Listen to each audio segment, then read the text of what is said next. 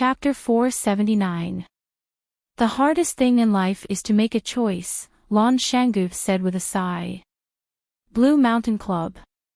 Lan Shangu stood at the entrance of the club with a calm face and a gentle and happy smile on his lips. But inadvertently, a trace of deep worry appeared in his eyes.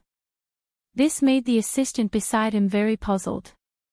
This young master had single-handedly facilitated the cooperation between the Lan family and Chaoyan Technology. As Chaoyan Technology's Little Flame products sold well all over the country, the Lan family, as one of the three major agents, also made a lot of money. He was originally the focus of the Lan family's training. After this successful investment, he could already be confirmed as the next candidate for the Lan family's helm. Shouldn't he be enjoying his carefree time? What else was there that made it so hard for him to let go? Lan Shangu was indeed very worried, and this kind of suffering couldn't be poured out to outsiders. The two big brothers, Fang Yan and Jiang Junling, wanted to negotiate, but chose the Blue Mountain Club as the venue. Others didn't know the relationship between the Lan family and the Blue Mountain Club, but it was impossible for Fang Yan and Jiang Junling not to know. Originally, Lan Shangu wanted to pretend that he didn't know about it. If they wanted to negotiate, then let them talk. But now that both sides had greeted him, he couldn't hide anymore.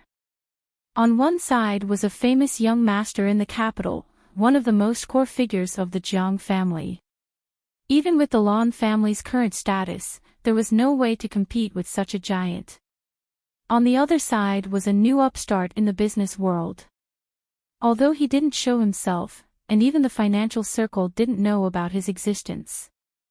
However, as one of the most important partners of Chaoyan Technology, how could Lan Shangu not know about the relationship between Lu Chaoga and Fang Yan? How could he not know about the relationship between Fang Yan and the Qin family's eldest daughter, Qin Tian? How could he not know who the real boss of Chaoyan Technology was? This pretty boy who only knows how to be soft-spoken. A dragon and a tiger, Lan Shangu couldn't afford to offend either of them, and he didn't want to offend either of them. But why did you drag a small character like me into the fight between dragons and tigers? If you want to fight, go to Yi Sword Peak. If you want to scold, go to the top of Shishia Mountain to scold. Why did you drag me into this? Did the poor deserve to be bullied by the rich? Poor people also have dignity, okay?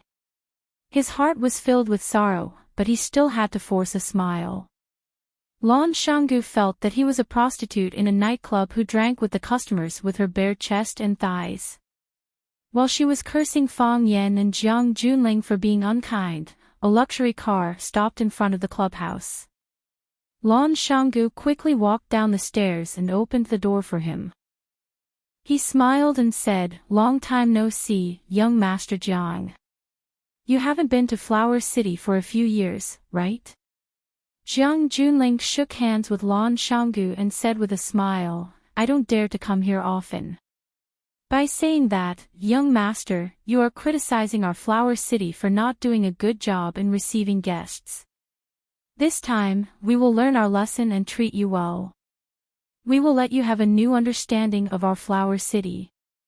Lan Shangu purposely changed the topic and said with a smile. How could such a small trick escape Jiang Junling's eyes? He held Lan Wudu's hand and smilingly said, "Wudu, you and I are now estranged. In the past, when we were in Beijing, we would still go out to drink and chat when we had nothing to do. Now that we've met, you're starting to set an official standard." Lan Shangu's expression changed as he smiled and said, "Young master, if you have time, I can send you an invitation right now. How about we two brothers have a good drink and chat today? I've already rejected everyone else's appointments. Whoever dares to compete with me, I'll dare to fight with them." Jiang Junling laughed and said, "That's right. You've always made me feel regretful in my heart. We used to be good friends, how could we lose you all of a sudden? It's good now. I like your boldness that you're not afraid of anything. The two of them entered the clubhouse's top-notch Longchamp private room. Other than an old man in sunglasses who followed them in, the others automatically left. Lan Shanggu's assistant helped arrange it. A beautiful girl in palace attire performed a tea ceremony on the spot. A cup of fragrant, colorful tea was served to the guests before the beautiful girl in palace attire bowed and left. Lan Shanggu made an inviting gesture and smilingly said, "I know that young master likes to drink Lao Jun tea.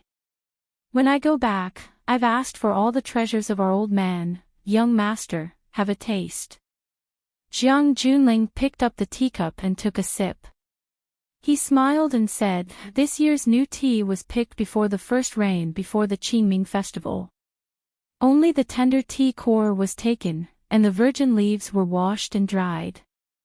Then, it was hand stir-fried. The leaves, heat control, and stir-frying techniques are all top-notch. Together, it's a peerless product. When I'm free, I'll visit the old man and ask him for a cup of good tea to drink. Then the old man will be so happy that he'll have to show off his tea skills in front of you." Lan Shanggu smiled in response, but he was secretly vigilant. Jiang Junling wanted to visit the Lan family's old man. He wouldn't believe that he didn't have any other intentions. However, the Lan family now had Chaoyan technology as their cash cow. It wouldn't be easy for them to make the Lan family change their ways, right? Jiang Junling held the teacup and looked at Lan Shanggu thoughtfully. He said, "I came 20 minutes earlier than the agreed time because I wanted to have a good talk with you. It's hard for everyone to meet each other now. It's even harder to sit down and have a good talk." Lan Shanggu knew that he couldn't avoid it anymore. He looked at Jiang Junling and said seriously, "Young master, what do you want to say?" "I'm listening." "You can't just listen with your ears. You have to talk with your mouth. Think carefully with your heart and brain. Valley, I know that you're working very well with Chaoyan now. As the saying goes, blocking someone's path to wealth is like killing their parents. I definitely won't do this kind of thing. What I want to talk to you about is that our Jiang family is preparing to invest a huge amount of money and resources into Longtu. We want to make Longtu's territory bigger and stronger, and become a world-class energy company. Are you interested in joining in?" Lan Shanggu fell into a short silence. It wasn't a blatant attempt to rope him in. Instead, it was a more brilliant way to divide him. Jiang Junling knew that it was impossible to completely separate the Lan family from the alliance of interests that Lu Chaoga had helped Fang Yan to create. This was because there were huge benefits involved. Their future development was limitless. Even the Jiang family was very tempted by this. However, if he was allowed to earn benefits from this alliance of interests, and if another huge benefit was placed in front of him, what choice would the Lan family make? Jiang Junling's thoughts were very simple. He couldn't rope the Lan family in for his own use. He also didn't want the Lan family to be used by Fang Yan. This way, Jiang Zhulu wouldn't have to make enemies in Huaqing. Longtu Group's situation would also be much more relaxed. Li Yun reminded Jiang Junling to be careful in Huaqing. This was because they knew very well that the current Huaqing was no longer the Huaqing of the past. If Fang Yan was willing, he could do many things that would harm Jiang Junling's actions. It was precisely because he understood this that Jiang Junling was so angry at Li Yun's reminder. Sometimes, the truth really hurt one's pride. Faced with the bait that Jiang Junling threw out, Lan Shanggu was indeed a little hesitant. Although they were now the agent of Chaoyan technology, would they still be in the future? If they no longer had any value, would they be kicked away by Chaoyan and Fang Yan? If they invested in Longtu Group, they would become an important partner of Longtu Group. Everyone would share the glory and disgrace and work together.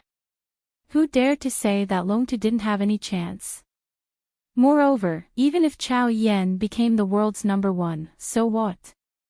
Who could say that the world's number 2 company didn't make money? After Jiang Junling threw out this bait, he didn't say anything else and waited patiently for Lan Shanggu's answer. Lan Shanggu's mind spun like lightning, constantly considering the pros and cons of various options. After a long time, Lan Shanggu finally made up his mind and said, "Young master, this matter is too important. I have to discuss it with my family. I think they are more mature than me, and their foresight is also more farsighted. They will give a more accurate judgment." Jiang Junling's eyes trembled slightly, then returned to normal in an instant. Although Lan Shanggu didn't say anything definite, he had already rejected Jiang Junling's suggestion in person. In other words, between him and Fang Yan, he chose Fang Yan. Moreover, he followed Fang Yan with a resolute and decisive attitude. This kind of person, if you can't be a friend, then you can only be an opponent. I understand. Jiang Junling nodded and said. Then, he held his teacup and drank his tea, no longer saying anything. Jiang Junling didn't say anything, and Lan Shanggu didn't say anything either.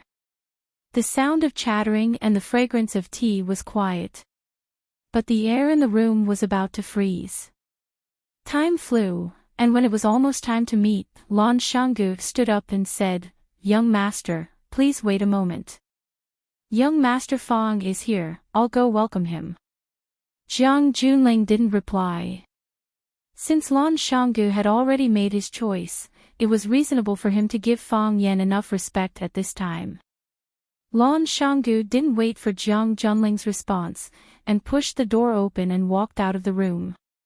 When he stood at the entrance of the club again, his mood was a lot better for no reason. Lan Shanggu felt his heart calm down.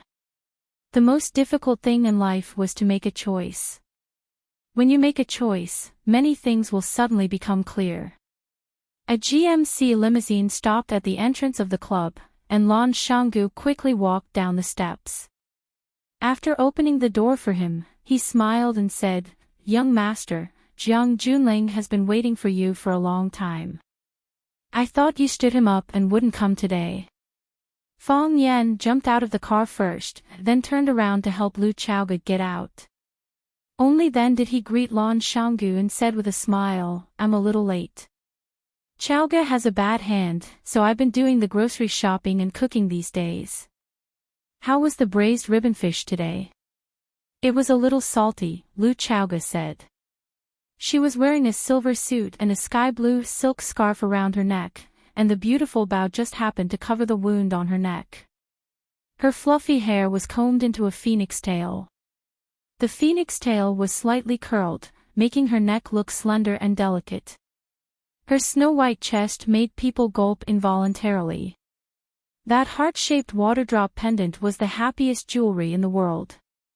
"I don't want to use too much salt to cover up the fishy smell," Fang Yan explained seriously. "What do you want to eat tonight?" "I'll make you a ribbon fish soup. It'll be a little lighter, but I want the freshness of the fish." "Okay," Lu Chaoga said. "And the mapo tofu we had this afternoon." "No problem." Fang Yan held Lu Chaoga's arm and said, "The prices have gone up again. Let's go in and ask for some money to buy groceries."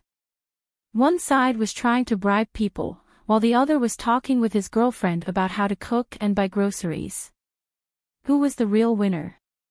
The answer was obvious.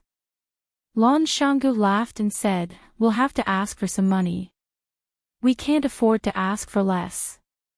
But he was thinking that a pretty boy like Fang Yan was already a winner in life. Chapter 480. Under Lan Shanggu's lead, Fang Yan supported Lu Chaoga into Lan Shan's private room. When the old man in sunglasses saw Fang Yan, he raised his eyebrows slightly and his expression tightened. Jiang Junling sensed the strange expression of the old man beside him and glanced at him, then turned his gaze to Fang Yan. Fang Yan supported Lu Chaoga to sit down and greeted the old man in sunglasses sitting opposite him, saying, "I haven't seen you for 3 years. Are you still in good health?" Very good, the fisherman said. He looked at Fong Yen and said in a sincere and caring voice, "Is your grandfather well?" Fong Yen smiled and said, "If you want to know whether he's well or not, why don't you go to Swallow Dock and have a drink with him?" "I don't dare to go." The fisherman sighed softly. "You know your grandfather's temper. If I go, he'll definitely scold me badly. I've lived for so many years, and this is the only face I can use to fool people. If it falls on the ground, how can I pick it up? Also, your grandfather doesn't want to see me right now. Old Fong has always been strong and likes to compare himself to others. He's in his twilight years, but he has to send off a black-haired person. He doesn't feel good about it. Why should I go and stab him?" Fong Yan's expression was solemn and he showed unprecedented respect to the fisherman. He said, "You are my grandfather's old friend of many years. The people who understand him the most are you old friends. My suggestion was too frivolous, please don't blame me, old man." The fisherman waved his hand and said, "I don't blame you. If I wanted to, I would have done it long ago. We each have our own standpoints, and we each serve our own masters, so we won't quarrel when we meet. When I feel like I'm about to leave, I'll go see old Fong and have a good drink with him. I'll listen to him scold me to his heart's content, that's the real joy then. I hope that day will come later," Fong Yan said with a serious expression. Jiang Junling didn't feel jealous at all when his subordinates were fighting with the enemy. He listened to their conversation with great interest, as if he were one of them.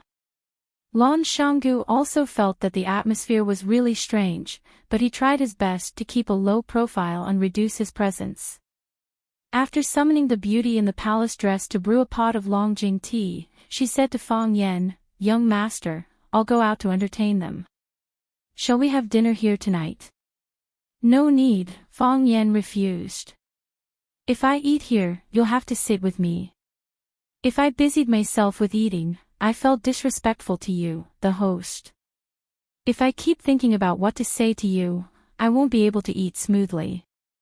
There's still leftovers at home. I'll go back and cook a few dishes." He wouldn't eat out.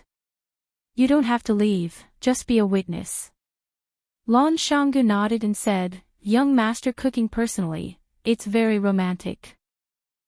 Fong Yen wouldn't let him leave, so he could only find a corner to sit. Jiang Junling looked at Fong Yen and said with concern, "Just now, the fisherman said something. The white-haired person sending off the black-haired person, this is the greatest tragedy in life. The dead are gone, and the living are like this. Nothing is more sad than to ruin one's life." Fong Yan's eyes trembled slightly as he looked at Jiang Junling and said, "This is indeed a sad and despairing matter. You clearly feel that you can control everything, but you can only watch as your loved ones die in front of you.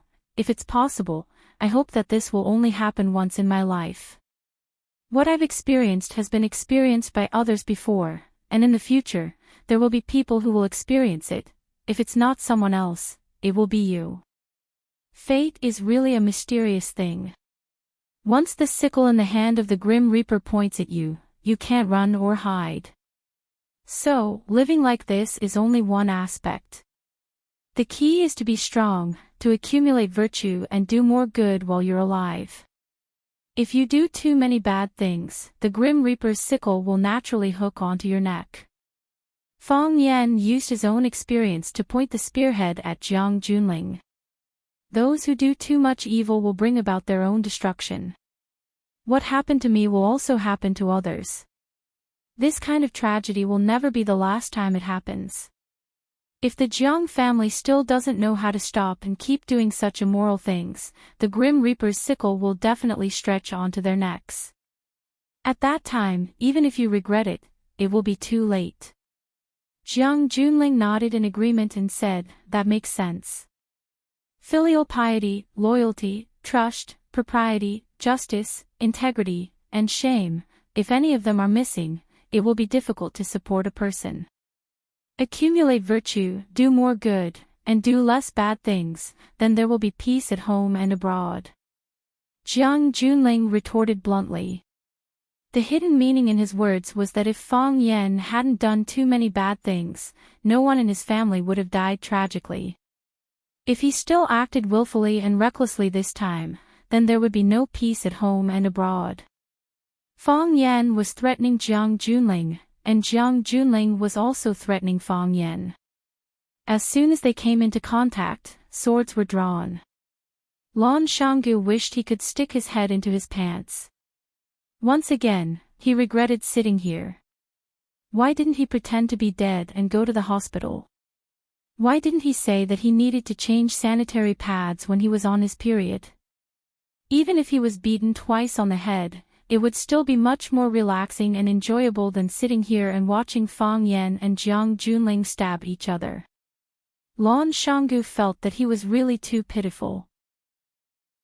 Fang Yan held a cup of Longjing tea in his hand, looked at Jiang Junling and said, "If I were you, I would definitely not be stupid enough to provoke a powerful opponent at this time." Jiang Junling calmly looked at Fang Yan and said, "When friends come, there is good wine. When enemies come, there is a hammer. Friend or enemy, I know very well." Pa! Fang Yan raised his hand and splashed the cup of Longjing tea at Jiang Junling, who was sitting opposite him. Whoosh! The tea was like an arrow, piercing toward Jiang Junling's face. The old man in shades moved like a goshawk. With a wave of his wide sleeves, the cup of Longjing tea was taken away without a drop of rain. From beginning to end, the General Ling sat steadily in his original position, not showing any signs of panic or anger. He was like an emotionless stone Buddha. The old man in shades was on guard, but Fang Yan didn't make any further moves. Jiang Junling looked at Fang Yan and said, "This kind of insult has no meaning. If even you say it's an insult, then it means that this kind of behavior will make you unhappy. I'm not a very promising person, but if I can make someone I don't like a little unhappy, I'll be very happy," Fang Yan said with a smile. "Tell me honestly, do you feel a little unhappy in your heart?" Jiang Junling nodded honestly and said, "It's not just a little unhappy, it's very unhappy. No one has ever dared to pour tea on the face of a member of the general's family. In the eyes of the elderly, this kind of insult is very serious, and it must be paid with blood. In other words, I'll have to be more careful when I go out in the future. Just take it as a friendly reminder." Jiang Junling looked at Fang Yan and said, "I sincerely wish for your family to be safe." Hearing Jiang Junling's threat again, Fang Yan couldn't help but laugh and said, "You must have heard of this saying, the barefooted are not afraid of those who wear shoes. We've experienced it before, so we know how painful it is to lose a loved one. After knowing it, we hope that this feeling won't befall us again, but befall others. For example, those people who want to kill us. Jiang Junling, do you believe it? I'm really not afraid of tearing your neck off." When Fang Yan said this last sentence, the smile on his face had disappeared, and his voice was devoid of any emotion. His clear eyes became deep, and a frightening scarlet red appeared in his pupils. At this moment, Fang Yan was filled with killing intent, and he was as violent as a general who had just slaughtered thousands of enemy soldiers on the battlefield. Even the heart of Grand Mystery couldn't suppress such killing intent. Even Laozi's mind-clearing incantation couldn't get rid of such killing intent. The expression of the old man in sunglasses changed again, and he couldn't help but sit up, moving sideways toward Jiang Junling. This was to prevent Fang Yan's sudden attack from catching him off guard. The old man in sunglasses looked at Fang Yan and said angrily, "How did you get the smell of blood from practicing the Fang Tai Chi? In the past, your grandfather wrote to me, praising you as a rare martial arts prodigy. You've indeed lived up to expectations, comprehending the heart of Tai Chi at such a young age. Not only the Fang family, but also the famous Tai Chi clans all agree that you're the master of Tai Chi's resurgence. But look at what you're doing now. What are you practicing? You're going to lead Tai Chi down the wrong path." Fang Yan knew that the old man in sunglasses was really doing this for his own good. Old people at their age still had a strong sense of greatness, such as the resurgence of their country and culture. Fong Yan had grown up in such a family, so he had subtly inherited such emotional cognition. The red in Fong Yan's eyes slowly disappeared, and the hostility in his heart dissipated.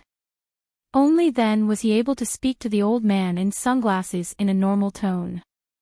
He said, "I know that the way I practice is wrong, and I also know that I'm going down the wrong path, but I really have no other choice.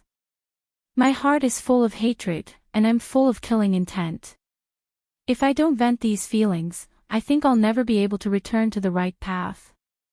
In 3 years, I haven't made any progress in my martial arts, and I haven't mastered my qi. Grandfather is also very worried for me, and he has asked me countless times to let go of the knot in my heart and let go of the hatred, but how can I let go? How can I let go? The knot in my heart isn't to let go, but to untie it. The hatred isn't to let go, but to have an eye for an eye." Fong Yan opened his mouth and smiled at Jiang Junling, saying, "That's why I came out. I used my own method to untie the knot in my heart and let go of the hatred. Jiang Junling, in the future, when I'm good at martial arts, you'll definitely be my greatest benefactor." "I can't bear it," Jiang Junling said with a serious expression. At this moment, in his heart, Fong Yan was like a rabid dog that could pounce and bite someone at any time. He somewhat regretted coming to Huaqing at this time. Chapter 481. If he won, it would be natural, but if he lost, he would lose face. This was Jiang Junling's current situation, just like last time. He had already thought of this question. Why did he still come to Flower City? Because he thought that he would definitely win this time. There was no possibility of losing at all. Why are you regretting it now? Jiang Junling suddenly thought of this question. With his intelligence, he quickly came up with an answer that was 99% true. Because he was afraid. He was afraid that he wouldn't win, afraid that he would lose again. Facing Fong Yan, who was currently like a mad dog, Jiang Junling's strong heart loosened a little. Thinking that he was actually afraid, Jiang Junling became truly angry. This anger had nothing to do with others, but his disappointment in himself. He was growing, and so was Fong Yan. This was something he had already guessed long ago. He was no longer the normal Fong Yan, but so what? The big picture is in the hands of the heavens, and I am the one who succeeds. Compared to himself, how many trump cards does he have? This kind of negative emotion only lasted for a fleeting moment before it once again turned into a modest, proud, confident, and powerful General Ling. Jiang Junling looked at Fong Yan and said, "Since we've known each other for a long time, I wish you success in martial arts. However, I think we've both overlooked the real purpose of this meeting. We're here to trade, aren't we?" "Can't be overlooked," Fong Yan smiled and said. He held Lu Chaoga's hand and said, "I brought the victim to the negotiation site to let you all feel the brutality and viciousness of those bandits. Look, how could they be so heartless as to lay their hands on such a beautiful and charming little woman?" Everyone present was speechless. Who the hell would look at whether the hostage was a beautiful woman before kidnapping? The main thing was to see how much profit they could get from the hostage, all right? Fong Yan looked at Lan Shanggu and said, "Lan Shanggu, if it were you, would you kidnap such a beautiful woman and cut off her hair to paint with her scalp?" Lan Shanggu was shocked and said, "Young master, don't joke with me like this. I am timid. I am a legitimate businessman in Lauren Valley. I don't do anything illegal." That wouldn't last long, and it would be easy for him to fall into the ditch. "Your whole body stinks. I'm afraid you've lost your life." Only now did Jiang Junling, Lan Shanggu, and the others learn about the details of the kidnapping. He thought to himself that Feng Xing and Kang Long Tan, these two old freaks, were really capable of doing anything. They had also done the extremely cruel thing of painting on their scalps. No wonder Fang Yan had something on them that could be used to make them beg for death. Since Fang Yan hated Feng Xing and Qiang Long Tan so much, today's negotiation was naturally to cut off a piece of flesh from Jiang Junling. However, he didn't know if Jiang Junling would give in or not. If Jiang Junling wasn't willing to pay up, the fight between the two would become heated and protracted. Thinking of his position between the two, Lan Shanggu wanted to cry but had no tears. Who did he offend? Jiang Junling's eyes turned cold and said, "Don't use groundless things to confuse people. People will laugh at you if this gets out." Jiang Junling's eyes moved to Lu Chaoga's face and praised, "Miss Lu's hairstyle is very beautiful today. It complements your temperament, simple and elegant." Jiang Junling countered Fang Yan's words with the truth. "Didn't you say that they cut off Lu Chaoga's hair to paint on her scalp?" Lu Chaoga's hair was still there, which proved that every attack on their character was a lie. Fang Yan surely understood the meaning of Jiang Junling's words. He said, "Groundless things. If I was a little bit later, you wouldn't have the chance to praise Miss Lu's hairstyle and temperament today." Fang Yan raised Lu Chaoga's injured hand and said, "This dagger pierced through her palm. Even if it healed, an ugly scar would still be left on the back of her hand." Fang Yan then untied the silk scarf that was tied around Lu Chaoga's neck to cover those scars, looked at Jiang Junling and said, "If I hadn't grabbed that dagger in time, Feng Xing's throat would have already been cut." The look in Lan Shanggu's eyes turned complicated. He finally understood the reason why Fang Yan asked him to stay. At the beginning, he thought that Fang Yan asked him to stay on the scene to be a buffer, in case he and Jiang Junling started a fight without saying a word. If that happened, the negotiation wouldn't go on. When he saw Fang Yan pick up the teacup in front of him and pour it towards Jiang Junling's face, he knew that he was wrong. Fang Yan didn't mean to negotiate with Jiang Junling at all. He was a madman who wouldn't even care about poking a hole in the sky. He didn't care about the power of the Jiang clan at all.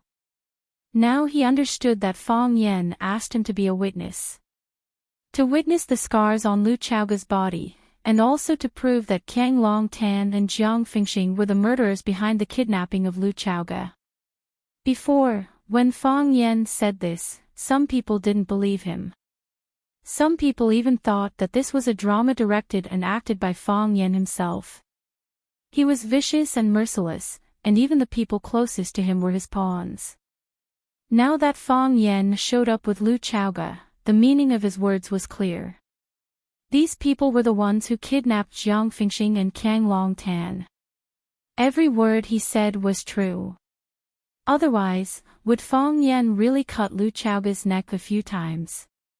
Or would he stab the back of Lu Chaoga's hand with a knife? Fang Yan wanted to borrow his eyes and mouth. He wanted to spread what he saw with his own eyes, to let the people of watching know that Fang Yan wasn't as evil and treacherous as they thought. Most importantly, Fang Yan wanted those who followed him or had the intention to follow him to know that his character was not as bad as they thought or what the rumors said. Every word and action of this guy had a hidden meaning. He really couldn't be underestimated. As expected, if Lan Shanggu could think of it, Jiang Junling could think of it in advance. Jiang Junling glanced at Lan Shanggu thoughtfully and said, "One side of the story. You can't take it seriously. If you really want to get justice for Miss Lu, why don't you send my fourth uncle and Uncle Jiang here, and let the three parties confront each other face to face? What's wrong is wrong, and what's right is right after all. No matter how good their acting skills are, how can they hide from the eyes of everyone here? In this way, even if they spread the word to the outside, they would have a more straightforward and clear understanding." "Goo, don't you think so?" Lan Shanggu laughed and said, "What's right is right after all, and what's wrong is wrong after all. I believe the truth will come to light one day. As long as people are still alive, the truth will never disappear." Jiang Junling smiled faintly. He knew that Lan Shanggu would give an answer that was biased towards Fang Yan's side. But whether or not to say it was very important.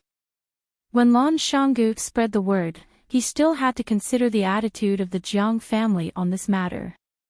I think so too, Fang Yan said. A country has its laws, and a family has its rules. If they break the law, they will naturally be handed over to the authorities to deal with. Oh right, when I came, I already sent those bandits to the police station. They are probably being interrogated now, right? Jiang Junling smiled without saying anything. He said, Fang Yan, why can't we just get to the point? Why waste your time and mine like this? You don't trust me to send them to the police station? Of course, Jiang Junling said. If you did, I would admire your selflessness. Fang Yan smiled shyly and said, you guessed it right. I really can't bear to send them to the police station. Jiang Fengxing is a big shot in the Jiang family. If he was sent to the police station as a kidnapper, the Jiang family's reputation would probably fall to the ground and be covered in dust, right? You won't get any compensation either. Between the two of us, who will suffer a greater loss? So, when Jiang Shangxin came to my house to ask for my help, I agreed to give you a chance.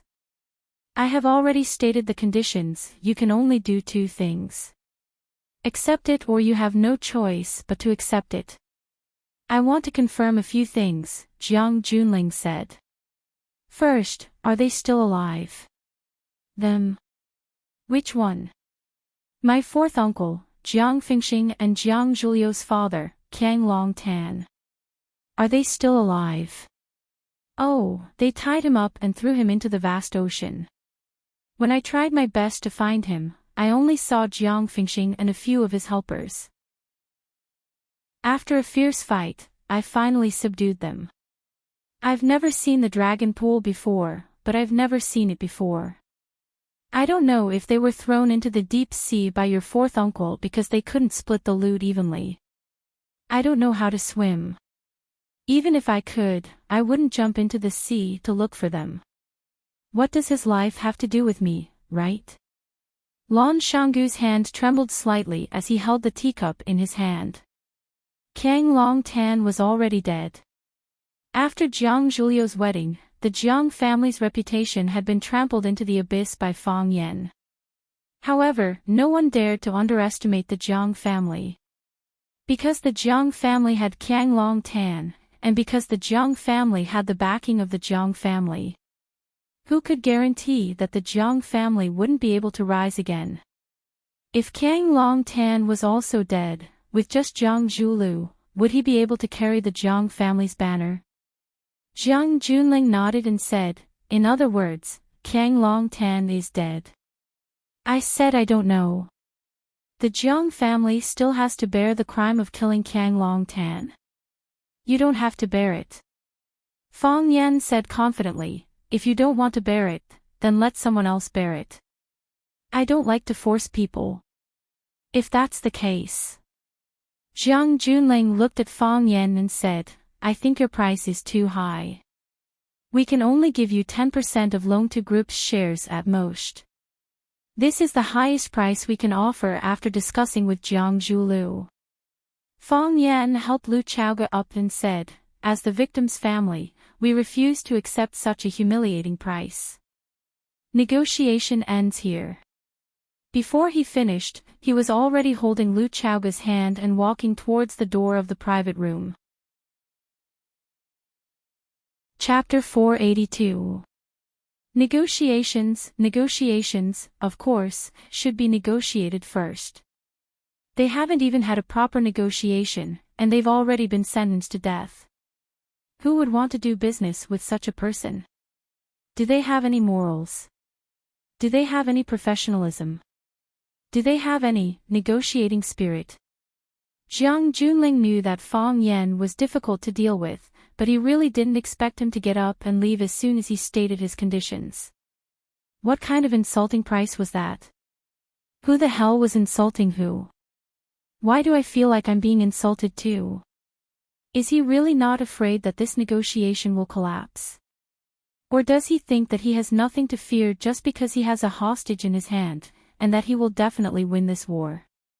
Seeing Fang Yan being so unscrupulous and not giving him any face, Jiang Junling's expression couldn't help but become even more hostile. He always thought that his cultivation was profound and his endurance was better than others. But every time he met Fang Yan, he would break through, and he really wanted to roll up his sleeves and fight 300 rounds with him regardless of his identity and image. He looked at Fang Yan's back and said aloud, "I think you may not understand some things. Do you know how much 10% of Longtu Group's shares are worth? With the good performance of the energy stocks in the market, its total market value will not be much lower than the current Chaoyan technology. How much can you get in Chaoyan? It can't be more than 10%, right?" Fang Yan suddenly turned around and stared at Jiang Junling. "In your heart, you think that 10% of Longtu Group's shares is already a lot, an astronomical number, enough to compensate for all our losses, but you definitely don't know what Lu Chaoga means to me." Fang Yan held Lu Chaoga's hand and said in a deep voice, "She is my friend, my family, Chaoyan's soul and everything. Without her, Chaoyan technology would not exist at all. I don't even have the chance to sit here and talk to you as equals. Such an important person was kidnapped by the Jiang family." Jiang Junling frowned and said, "She was not kidnapped by the Jiang family. Please watch your words. Is Jiang Fingxing not a member of the Jiang family? Didn't you just call him fourth uncle? Jiang Fingxing is a member of the Jiang family, and he is indeed my fourth uncle. However, the Jiang family belongs to all members of the Jiang family, not just one person. Other than two people, no one else can stand out and say that they represent the Jiang family. Besides, the truth is still unclear. Before I see fourth uncle, I don't believe that the Jiang family kidnapped Miss Lu Chaoga." "If that's the case," Fang Yan sneered, "why are you negotiating with me? I'll hand them over directly to the police station. You can bring your family to the police station to visit them and understand what happened. Isn't that easy for you? Why did you come to my house and beg me to negotiate? If you don't do anything against your conscience, you won't be afraid of ghosts knocking on your door. But if you've done too many things against your conscience, even the slightest movement outside will make you paranoid and restless." "Fang Yan, you are testing my patience." Jiang Junling, "Don't put on a high and mighty face in front of me. If I cared about your identity, I wouldn't have beaten you black and blue 3 years ago. What's right is right, and what's wrong is wrong. You've done wrong, so you have to receive the punishment you deserve. Don't think that you can do whatever you want just because you have a special identity. You can do it with others, but not with me. As the victim's family, we have the final say on whether we are satisfied with the compensation, not you, the perpetrator, decide. Now, I can tell you very clearly that I am very dissatisfied with this result." General Ling took a sip of tea from his teacup and said, 20%, 30%, Fang Yan said. "I've already stated the conditions. Only by reaching this condition will we feel a little more balanced. Although I think it still can't compare to the losses we've suffered. Longtu Group's future valuation is far from Chaoyan technology. Can 30% of Longtu Group's shares be compared to all of Chaoyan Technology's shares? Everyone knows that if something happens to Lu Chaoga in this kidnapping incident, Chaoyan Technology will suffer a fatal blow. Don't you feel that you've taken advantage of me by stating such a merciful condition?" Jiang Junling pondered for a moment and said, "Fine. 30%. I promise you. But the condition is that you let her go first. Only after you let her go, will I ask someone to transfer the shares of Longtu Group to you." Fang Yan took Lu Chaoga's hand and sat back down. He said, "That's not a problem." Jiang Junling looked at Fang Yan and asked, "Where do we pick her up?" "South Sea," Fang Yan said. Rumble, the off-road vehicle's engine roared, and the vehicle bounced up and down, continuously conquering one protrusion or pit after another. This was an undeveloped road that extended infinitely along the coastline of Watching. It was sparsely populated, and it was not conducive to driving. Jiang Zhulu was used to sitting in luxury cars with excellent shock absorption. His body was bounced up and down again, repeating this process over and over again. It made him feel as if his internal organs were being moved. He resisted the nausea and the urge to lie by the window and vomit to his heart's content. He tried his best to look calm and composed, as if nothing had happened. At this time, Jiang Zhulio's heart was especially sensitive, and he needed other people's respect and approval even more. The driver was an experienced driver. His movements were skilled and agile. Even on such a difficult road, he could still drive the car at high speed, which was enough to show his superb skills. Sitting in the front passenger seat was a middle-aged man in a black suit. When they first met, he introduced himself as Eagle King, and was the main person in charge of searching for the target in the team. Sitting side by side with Jiang Zhulu were two big shots of the martial arts world. One was the Tai saber god, Li Wanfu. It was said that his Tai saber was superb, and he could use 13 sabers at most. As the leader of the lovers' school, he had a great reputation. The other big shot was the Dragon Master, Bao Shi, who had fought with Fang Yan in the 10-feet abyss and was beaten into a coma by Fang Yan. In the past, Jiang Zhulu did not have much of a good impression and understanding of these martial arts figures. Now that it was a society governed by law, no matter how good their martial arts were, would they come and beat him up for no reason? Only now did Jiang Zhulu gradually realize the importance of these people. For example, he was here to pick up Jiang Fingxing and his father.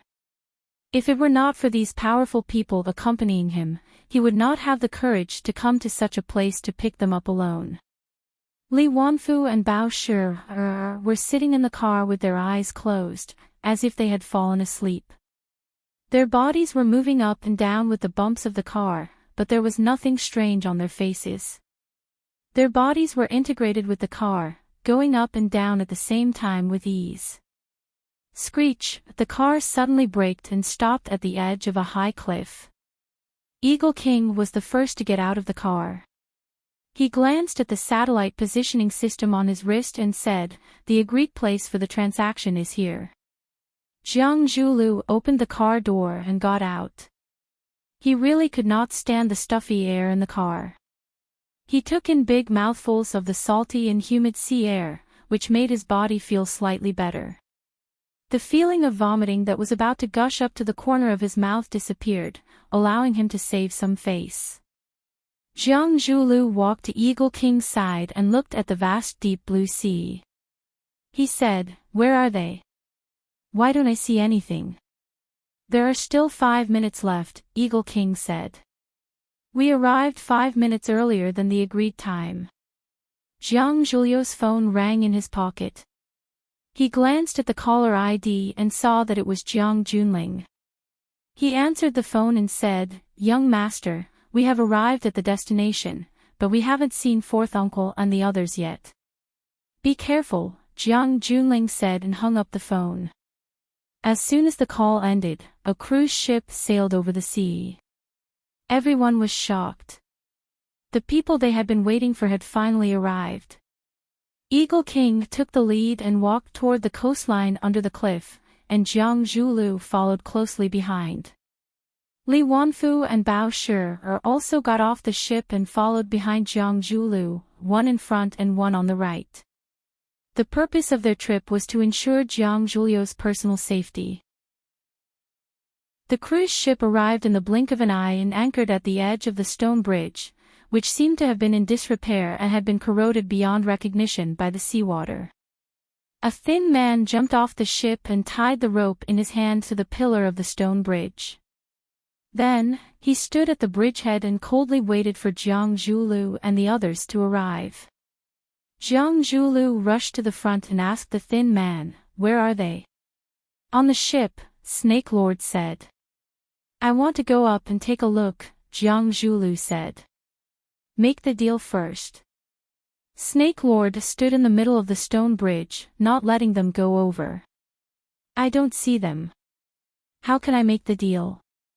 Jiang Zhulu said unwillingly. The Serpent King whistled, following which, a man in black clothes dragged Feng Xing onto the deck. The man in black took off the blindfold from Feng Xing's head and pulled out the black cloth from his mouth. After that, Feng Xing immediately started yelling out, "Zhu Lu, help me! Zhu Lu, help me! Where are the others?" Jiang Zhulu asked. No one else, Snake Lord said with a smile. Don't go too far. You took my father away as well. We don't see your father, Snake Lord said. Maybe he was thrown into the sea to feed the sharks. He felt that these rich people were very strange. On the surface, they seemed to be loyal and affectionate, but secretly, they were thieves and prostitutes. What couldn't they do? I'll kill you. Jiang Zhulio's eyes were blood red, and he looked like he wanted to kill Snake Lord. Eagle Eye rushed in front of Jiang Zhulu and said, "Let's make the deal first." Eagle Eye looked at Snake Lord and said, "Give him to me. The boss will sign the transfer of shares." Snake Lord smiled and shook his head. The more I meet people, the more I feel that they are not as loyal and reliable as my little snakes. What if you don't sign after I give him to you? Let your boss sign first, then this ship and the people on it are all yours. Chapter 483. Eagle King sneered, his eyes as sharp as a vulture's. You have your considerations, we also have our concerns. What if we sign it, but you don't give it to us? That is indeed a problem. Snake Lord thought about it seriously. This problem is too profound, my IQ is low, I really can't think of a good solution. How about we cancel today's deal? After saying that, Snake Lord jumped towards the cruise ship behind him. Eagle King's body trembled in anger. What kind of attitude is this bastard? Do we need to beg you to make a deal? Want to leave? Li Wanfu shouted, his body like a rock spreading its wings, leaping into the air. His hands turned into eagle claws, swiftly grabbing towards Snake Lord's nape. Vidra subduing dragon claw. This was an inner sect technique of the Mandarin duck sect, extremely powerful. The wind howled, the energy was like a knife.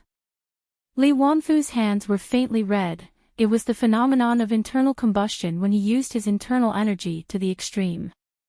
With his internal energy cultivation, if he really did grab a human body, it would be light injuries and broken bones, serious cases would be death on the spot. Li Wanfu had a violent temper, it was very difficult to escape unscathed from his hands. More or less, a piece of flesh or some other body part would be left. Even if it was just a touch of energy, Snake Lord already felt a burning pain on his back. He was in midair, his strength exhausted. It was too late to turn around. But he didn't need to. His mouth let out a hurried flute sound, a small golden snake came out of his trench coat, hissing and pouncing towards Li Wanfu, who was full of murderous intent. Bastard! Li Wanfu was furious. He had been famous for a long time, his Tai saber was extremely powerful, he rarely met an opponent. Usually, he lived like a prince, no one dared to touch him.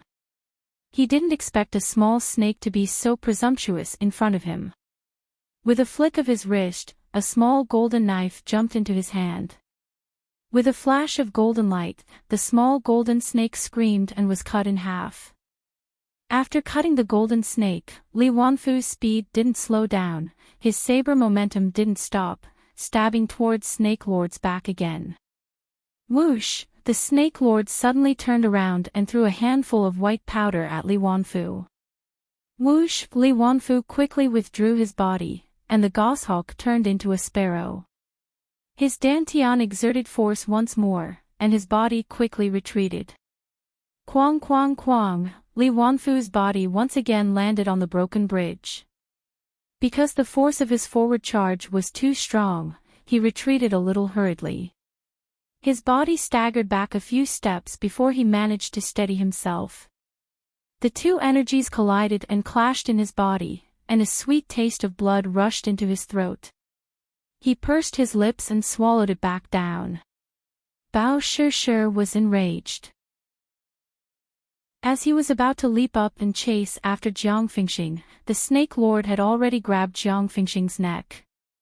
Bao Shi snorted, but he could only stare at the Snake Lord coldly. "Since we can't make a deal, let's part ways here," Snake Sovereign said with a smile. He stared at Li Wanfu, Bao Shi, and the others and shouted, "Set sail." Gotcha! The cruise ship began to move. The Snake Lord flicked his sleeve, and a silver light flashed. The rope tied to the stone pillar of the broken bridge was cut into two pieces. One end was still tied to the stone pillar, while the other was swaying in the wind. "Wait!" Jiang Zhulu anxiously shouted. "Let me make a call." Since it was something that Jiang Junling and Fang Yan had already discussed, it meant that they had already made a decision. What he needed to do now was to ensure the smooth success of this deal. "Go ahead," Snake Lord said. Jiang Zhulu dialed Jiang Junling's number and said, "Young master, I saw fourth uncle, but I didn't see my father. Zhulu, I already know about this. I didn't tell you because I wasn't sure yet, so I'm leaving this deal to you. I hope you can see it with your own eyes." Jiang Junling comforted him in a soft voice. "No matter how bad the situation is, we're already mentally prepared. What others owe us, they will eventually pay us back." "I understand," Jiang Junling said. "The deal is in progress, they want young master to sign first." "Give me 1 minute," Jiang Junling said. Jiang Zhulu hung up again and waited patiently. The cruise ship's engine roared, but it didn't start to leave. In less than a minute, Snake Lord received the message. He let go of Jiang Fingxing and said, "The deal is done, this ship and the people on it are all yours." After that, he dashed towards the other side of the ship. The people on the other side had already prepared a rubber boat.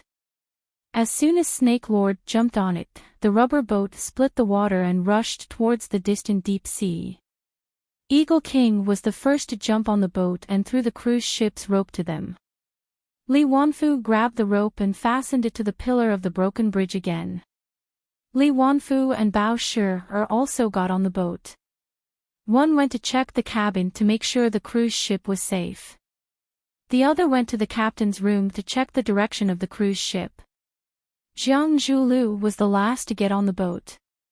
After rushing to the deck, he untied Jiang Fingxing and asked anxiously, "Dad, how do you feel? Do you feel uncomfortable anywhere?" "I'm fine," Jiang Fingxing said weakly. If Jiang Zhulu didn't hold him up, he wouldn't have been able to stand at all. These days, every day felt like a year to him. Both his mind and body had suffered unimaginable torture. "Where's my dad? Have you seen my dad?" Jiang Fingxing shook his head and said, I don't know, we were separated on the ship. When I woke up, Dragon Pool was already gone. I never saw him again." Jiang Zhulio's eyes were red.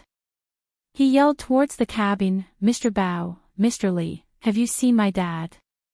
"No," Bao Shi said as he walked out. "No," Li Wanfu yelled from the cockpit. "There's really nothing left," Jiang Zhulu said hoarsely. "There's really nothing left." He had already guessed that something bad had happened to his father, but he still had a glimmer of hope.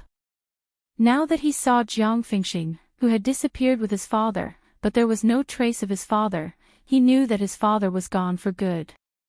He would never come back. Jiang Fingxing was also very sad. He put his hand on Jiang Zhulio's shoulder and comforted him, "Zhulu, don't think too much. Maybe your father has already been rescued, or maybe he's been hidden by them. They're going to ask us for more benefits. Your father is not here, you are the pillar of the Jiang family. You have to take care of yourself. Don't let your body fall." I understand. I understand. Jiang Zhulu said with a hideous expression and blood-red eyes, I'm mentally prepared. That's good, Jiang Fingxing said tiredly, let's go home. Let's go back. I don't want to stay in this damn place for one more second. Dad, you can't go back, Jiang Zhulu said in a low voice. What did you say? Jiang Fingxing's body shook. He vigilantly stared at Jiang Zhulu. He wanted to push Jiang Zhulu away and stand alone, but his legs were shaking. He couldn't bear the weight of his body at all. Jiang Zhulu's eyes became as fierce as a wolf's. He lowered his voice and said, someone doesn't want you to go back. Jiang Zhulu raised a syringe that he had prepared earlier and suddenly pierced it towards Jiang Fingxing's heart. Jiang Fingxing felt as if he had been hit by a heavy blow. He wanted to say something, but his mouth was trembling and he couldn't say anything.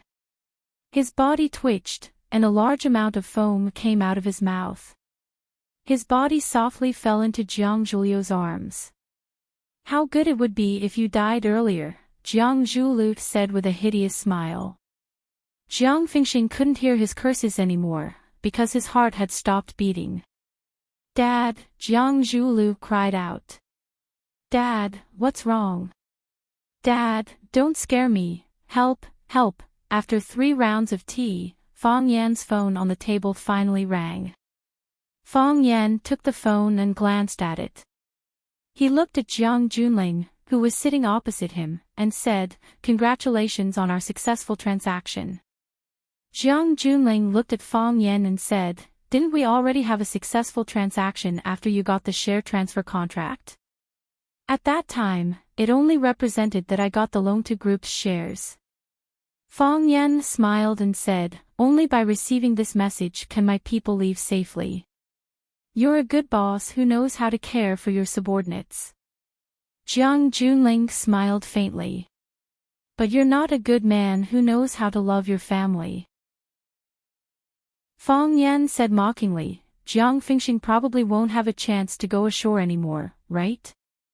Jiang Junling's expression was firm. He said, I don't understand what you mean.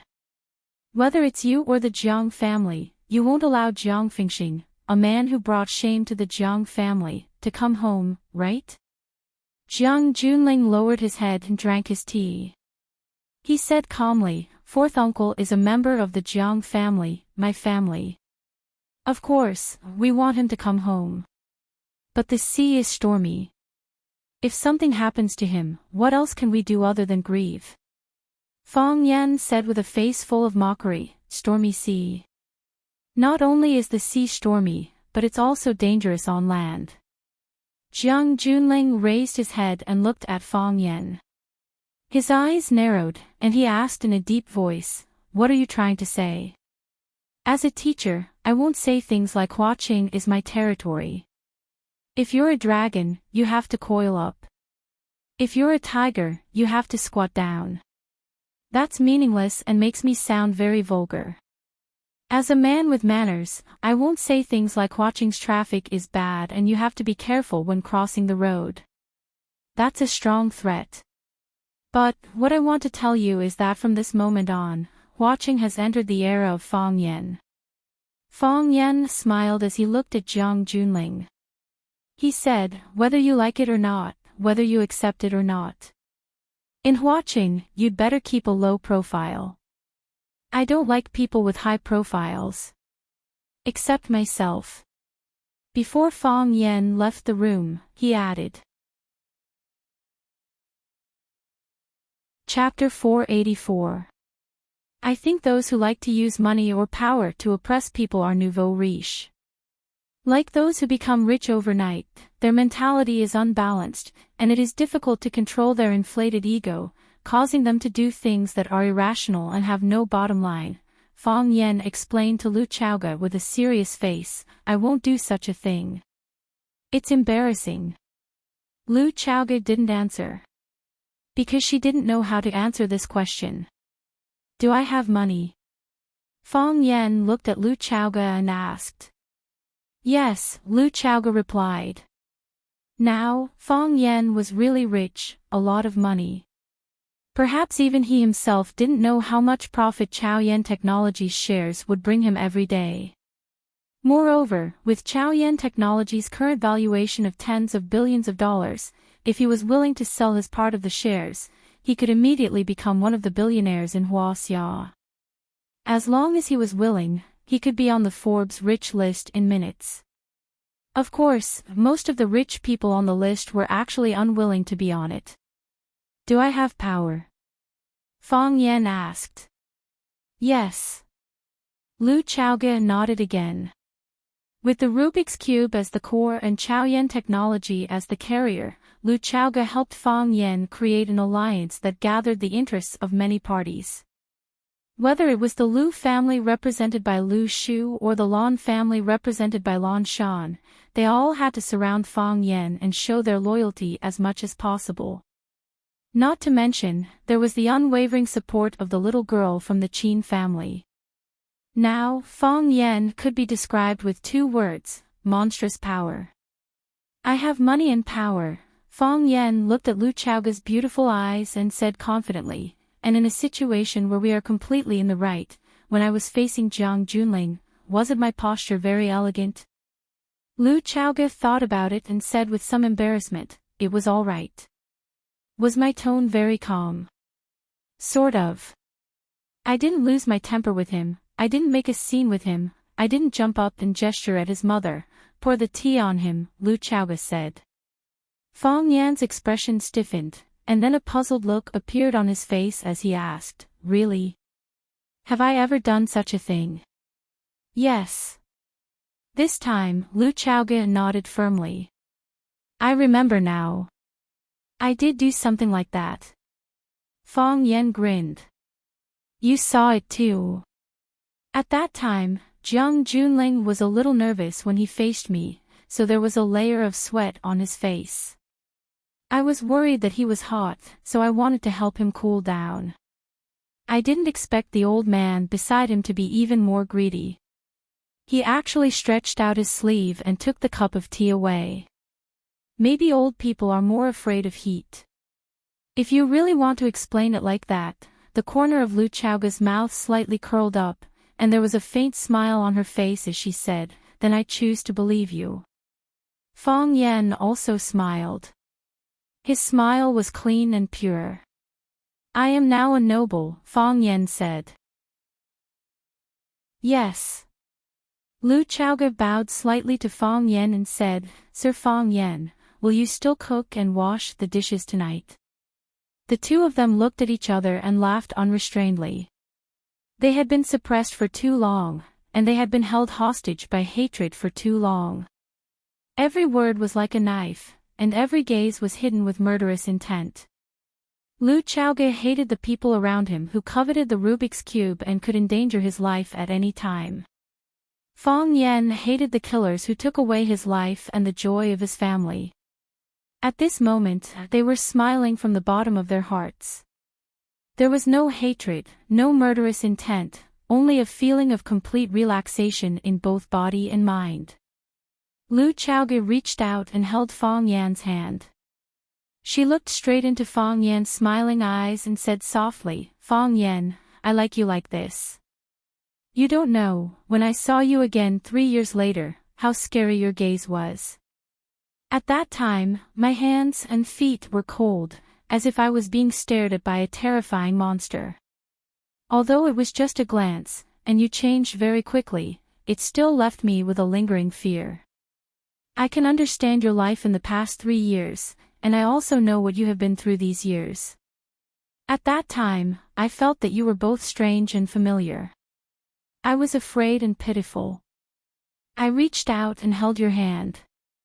I wanted you to feel my strength, to feel my warmth. To make your heart feel a little better, so that you were not so murderous. And when you were talking to Jiang Junling just now, your expression was ferocious, and your pupils were bloodshot.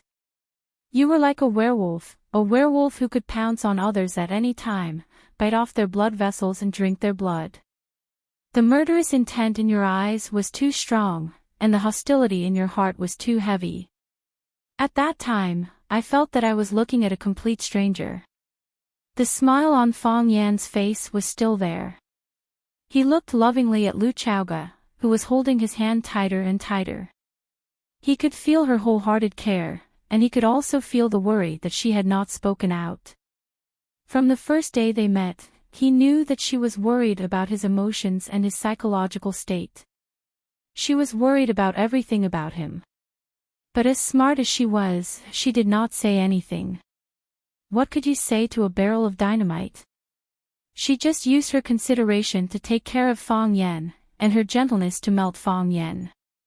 She hoped that the volcano would cool down. She hoped that the dynamite would stop. She hoped that Fong Yan could return to the state that he wanted in the end. However, before she could do more, she was kidnapped.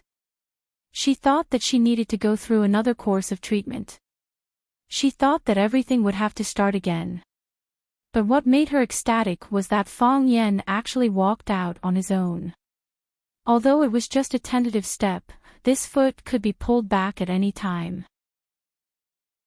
But she knew that their opportunity had come. It was today, and it was now. She chose to have an open and honest talk with Fong Yan. She thought that she had made the right bet, and she also hoped that she had made the right bet. Fong Yan, I don't know how to resolve the murderous intent in your heart, and I don't know how to make the hostility in your heart disappear. I don't care about the life and death of Jiang Junling or anyone else, and I don't care about the life and death of anyone else, but I care about you. How can your body bear so many things? Fong Yan, you are not that kind of person. You have always been a simple and kind man. You are very smart, but you use your intelligence on the things that you like. You know how to strategize, but you never abuse your intelligence to hurt the innocent. There are too many bad people in this world, but too few good people. Don't squeeze into the group of bad people, and be a good person, isn't that good? That's the only way you'll be truly happy. You can laugh heartlessly, you can say things that make people very angry but also very funny, and you can do things that others can't think of and can't do. This is the Fong Yan, this is the you that I know. Lu Chaoga held Fong Yan's hand tightly, as if she wanted to pull the previous Fong Yan out. Fong Yan, you are too tired now. You are tired, and those of us who care about you are tired too, Lu Chaoga said emotionally. If you laugh, we will laugh too. Fong Yan held Lu Chaoga's beautiful hand back, and it was a promise to her. I like quiet, simple, and poetic life, where I can see the golden sunlight and breathe the fresh air the moment I open my eyes. Lu Chaoga's eyes lit up, and she said, yes, this is the Fong Yan, this is the state of life that you should find back. Wait for me to kill all those bad people, Fong Yan said with a serious expression. Seeing that Lu Chaoga's face was full of worry again, Fong Yan pretended to be in deep thought and said, however, when you take revenge, you can also enjoy life, right? In the funeral parlor, Jiang Shangxin suddenly felt a heart-wrenching pain as she looked at the cold face of the man on the morgue. This was her father, the father who gave birth to and raised her, the father who bought her countless toys and taught her to sing nursery rhymes and play games. He was also the man that she was most attached to and liked when she was young. At that time, he was her sorcerer and guardian knight. As she grew older, she knew more and more things, and her feelings for her father became weaker and weaker. In the end, she went to school, studied abroad, and had her own company and career. Sometimes, she didn't even see her father for a year. She didn't feel that anything was wrong, and whoever left could live equally well. Moreover, that was a man who made her carry the shame. Now, he was gone.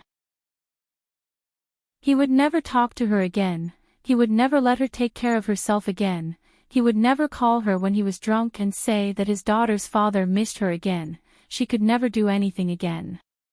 This was the last side, and very soon, the corpse would be incinerated into a pile of ashes. This was the final fate of humans. However, to her and her father, wasn't this moment a little too early? The bones in both legs were fractured, and they were then fixed with splints as a disguise. The fatal injury was caused by a heart defibrillator. This drug is very popular in the European black market, and it is an advanced poison that can cause rapid heart failure. If one is poisoned by this drug, there is basically no cure. Because there is simply no time, the doctor in charge of the autopsy reported to Li Yun in a low voice. "Madam, please restrain your grief. You may leave," Li Yun said expressionlessly. The doctor nodded and quickly left the morgue. That made one feel extremely suffocated. He felt that it was very strange. This wasn't his first time performing an autopsy, and he was more familiar with corpses than with women's bodies. In the past, he could do it with ease, but why did it feel so strange today? Perhaps it was because the employer this time was too powerful. Li Yun glanced at Jiang Zhulu and said, "Zhulu, what's going on?"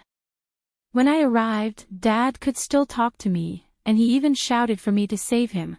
After we finished the deal with Fang Yan, he fell on top of me. At that time, I still didn't know what happened," Jiang Zhulu explained with a sorrowful expression. "I believe you." Li Yun's gaze was as sharp as a knife. "But I hope this is the last time." Chapter 485. You can act, I'll act too. Everyone is shameless anyway. One of them acted innocently, while the other acted passionately. This was something that everyone was happy to see. Li Yun knew that Jiang Fengxing couldn't have been killed by Fang Yan or Fang Yan's men. Since Fang Yan had already agreed to the deal, there was no need for him to kill Jiang Fengxing. On the contrary, Fang Yan hoped that Jiang Fengxing could continue to live. Why wouldn't he be happy to let the Jiang family laugh at him? On the other hand, the Jiang family wasn't willing to let Jiang Fengxing live. Jiang Fengxing's failure was like a slap to the Jiang family. He kidnapped Feng Xing, but ended up being kidnapped instead. In the end, he used 30% of the shares of the Longtu Group, which was controlled by Jiang Zhulu, one of his trusted subordinates, in exchange for Feng Xing. This was a humiliation to Feng Xing's family. If Fang Yan wanted to bring this up in the future, Jiang Fengxing would be a living witness. When that happened, not only would the Jiang family lose face, but they would also have to take the blame for him. If he was still alive, many people in the Jiang family would feel uncomfortable. At least, Jiang Junling, who flew to Huaqing but was suppressed by Fang Yan, would be very unhappy. Otherwise, why would Jiang Zhulu dare to do such a thing? Even if Jiang Fengxing was a dog of the Jiang family, as long as his surname was Jiang, he wouldn't be hurt by an outsider like Jiang Zhulu. Jiang Zhulu knew that Li Yun and Jiang Shangxi knew about it, but he had no choice. He needed a fig leaf to cover up not only his helplessness and embarrassment, but also everyone's feelings. Before they fell out with each other, they still had to show their emotions. Li Yun's voice was filled with murderous intent. She stared at Jiang Zhulu and said, "Jiang Zhulu, it's enough to do something like this once. I'm warning you, don't ever hurt Shangxin." Jiang Zhulu glanced at Shangxin, whose eyes were red. He said calmly, "Mom, your worries are unnecessary. Shangxin is my wife. I can't even protect her. How could I hurt her?" "I hope so." Li Yun glanced at Jiang Fengxing, who was standing on the morgue. After this glance, their fates had ended, and they would never see each other again. After Li Yun left, only the newlyweds, Jiang Zhulu and Jiang Shangxin, were left in the morgue. Jiang Shangxin stared at Jiang Fengxing's purple-blue face and asked, "Was he in pain when he left?" "Very calm." Jiang Zhulu said, "Very sudden." He was not prepared at all. It was very short, in the time it took to say a word. Tears rolled down from the corners of Jiang Shangxin's eyes as she gritted her teeth and said, "Jiang Zhulu, aren't you afraid that I will kill you?" After wiping away the tear at the corner of Shangxin's eye, he walked past Jiang Zhulu with an ice-cold expression, as if nothing had happened. Jiang Zhulu stood rooted to the ground, feeling a chill run down his spine. It was only now that he truly understood how difficult and sad the situation he had fallen into was. Looking around, there was no one around. This was probably what Jiang Junling wanted to see. He wanted to be a lone wolf, just like what Fang Yan had said. He liked to live a simple, peaceful, and poetic life, where he could see the golden sunlight and breathe in the fresh air the moment he opened his eyes. Therefore, this was the life that Fang Yan was living now. He would wake up at 6 in the morning and go to the garden downstairs to exercise. After an hour of exercise, he would go to the kitchen to wash the rice and cook a pot of millet porridge. Then, he would go upstairs to shower and change his clothes. After washing up, he would go downstairs to make breakfast. Fried eggs, slices of bread, vegetable salad, or fruit salad. Of course, this type of breakfast was too monotonous. Fang Yan preferred a bowl of millet porridge with a few plates of pickled vegetables. He would also be able to grab a fried dough stick or a big meat bun and stuff it into his mouth. After he was done with all this, it was time for Lu Chaoga to get out of bed. The two of them would sit together to eat and chat about some relaxing and pleasant topics. After eating, Fang Yan was responsible for washing the dishes, and then he changed his clothes to go to school. Originally, Lu Chaoga wanted Qining to drive the GMC RV to send Fang Yan to the car, but Fang Yan felt that it was too high profile. A school security guard driving such a luxurious car, wouldn't that make the headlines? Fang Yan's security guard had said that he was a low-key man. Therefore, the low-key Fang Yan drove Lu Chaoga's white BMW to school. Of course, Fang Yan also knew that this was not good. Therefore, he did not go through the school's main gate, but entered through the small gate of the family compound that was specially opened for the school teachers. After parking the car in the school's parking lot, he turned out and walked toward the school's gate. The work of the security guard was very tedious and simple. When students entered the school, they would check the students' appearance and discipline, whether they were wearing a tight fit, whether their skirts were too short, whether their hairstyles were too exaggerated and non-mainstream. Sometimes they would also check the students' school cards, and the names of the students who didn't bring their school cards would be recorded, and the homeroom teacher would come and pick them up.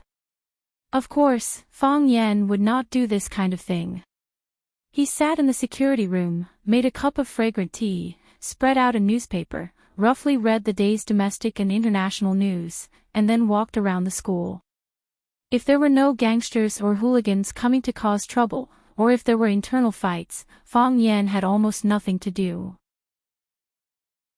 Fang Yan was the most idle person in the entire Rosefinch Secondary.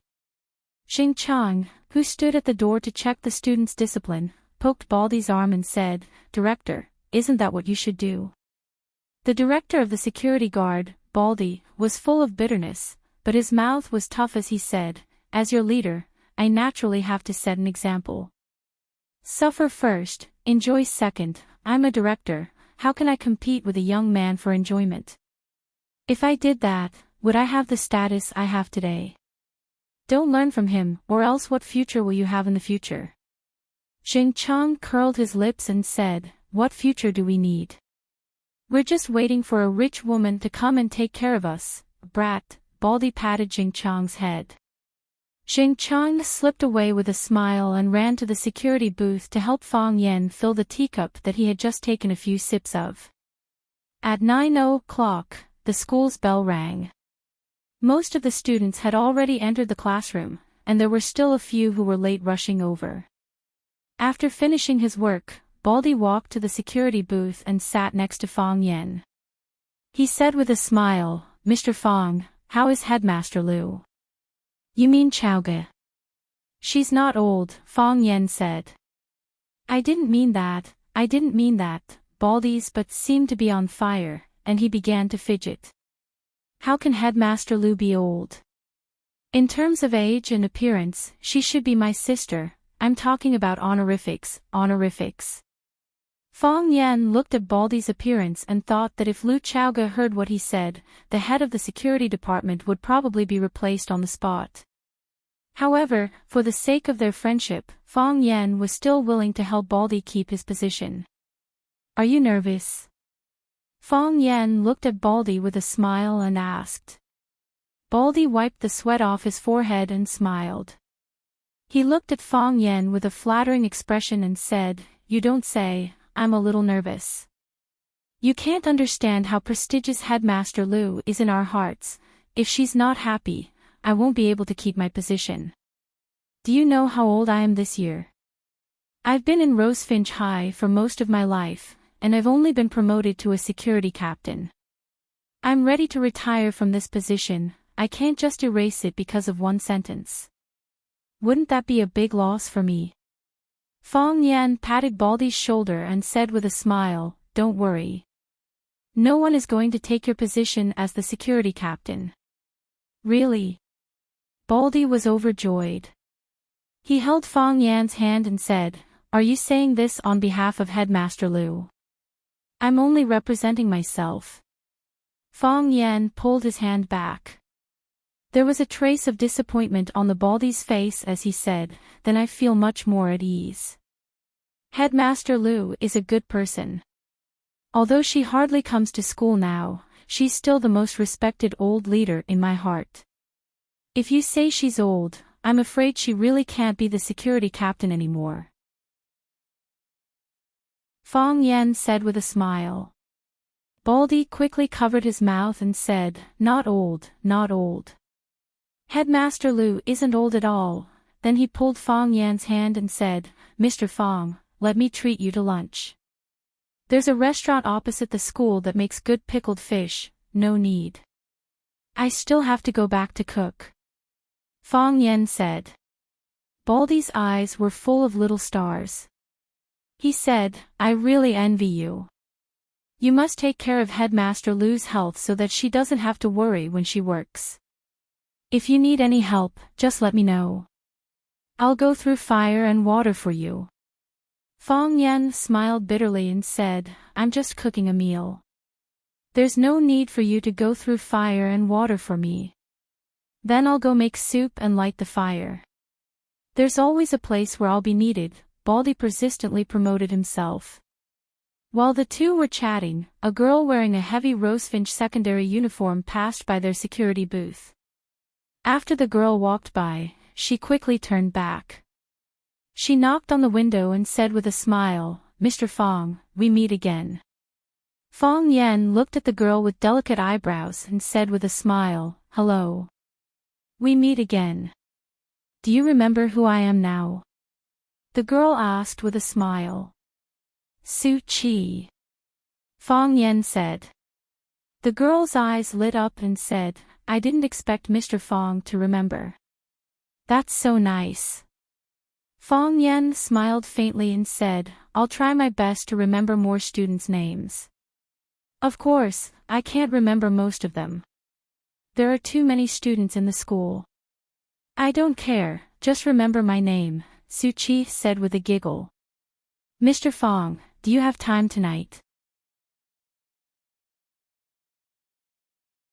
Chapter 486.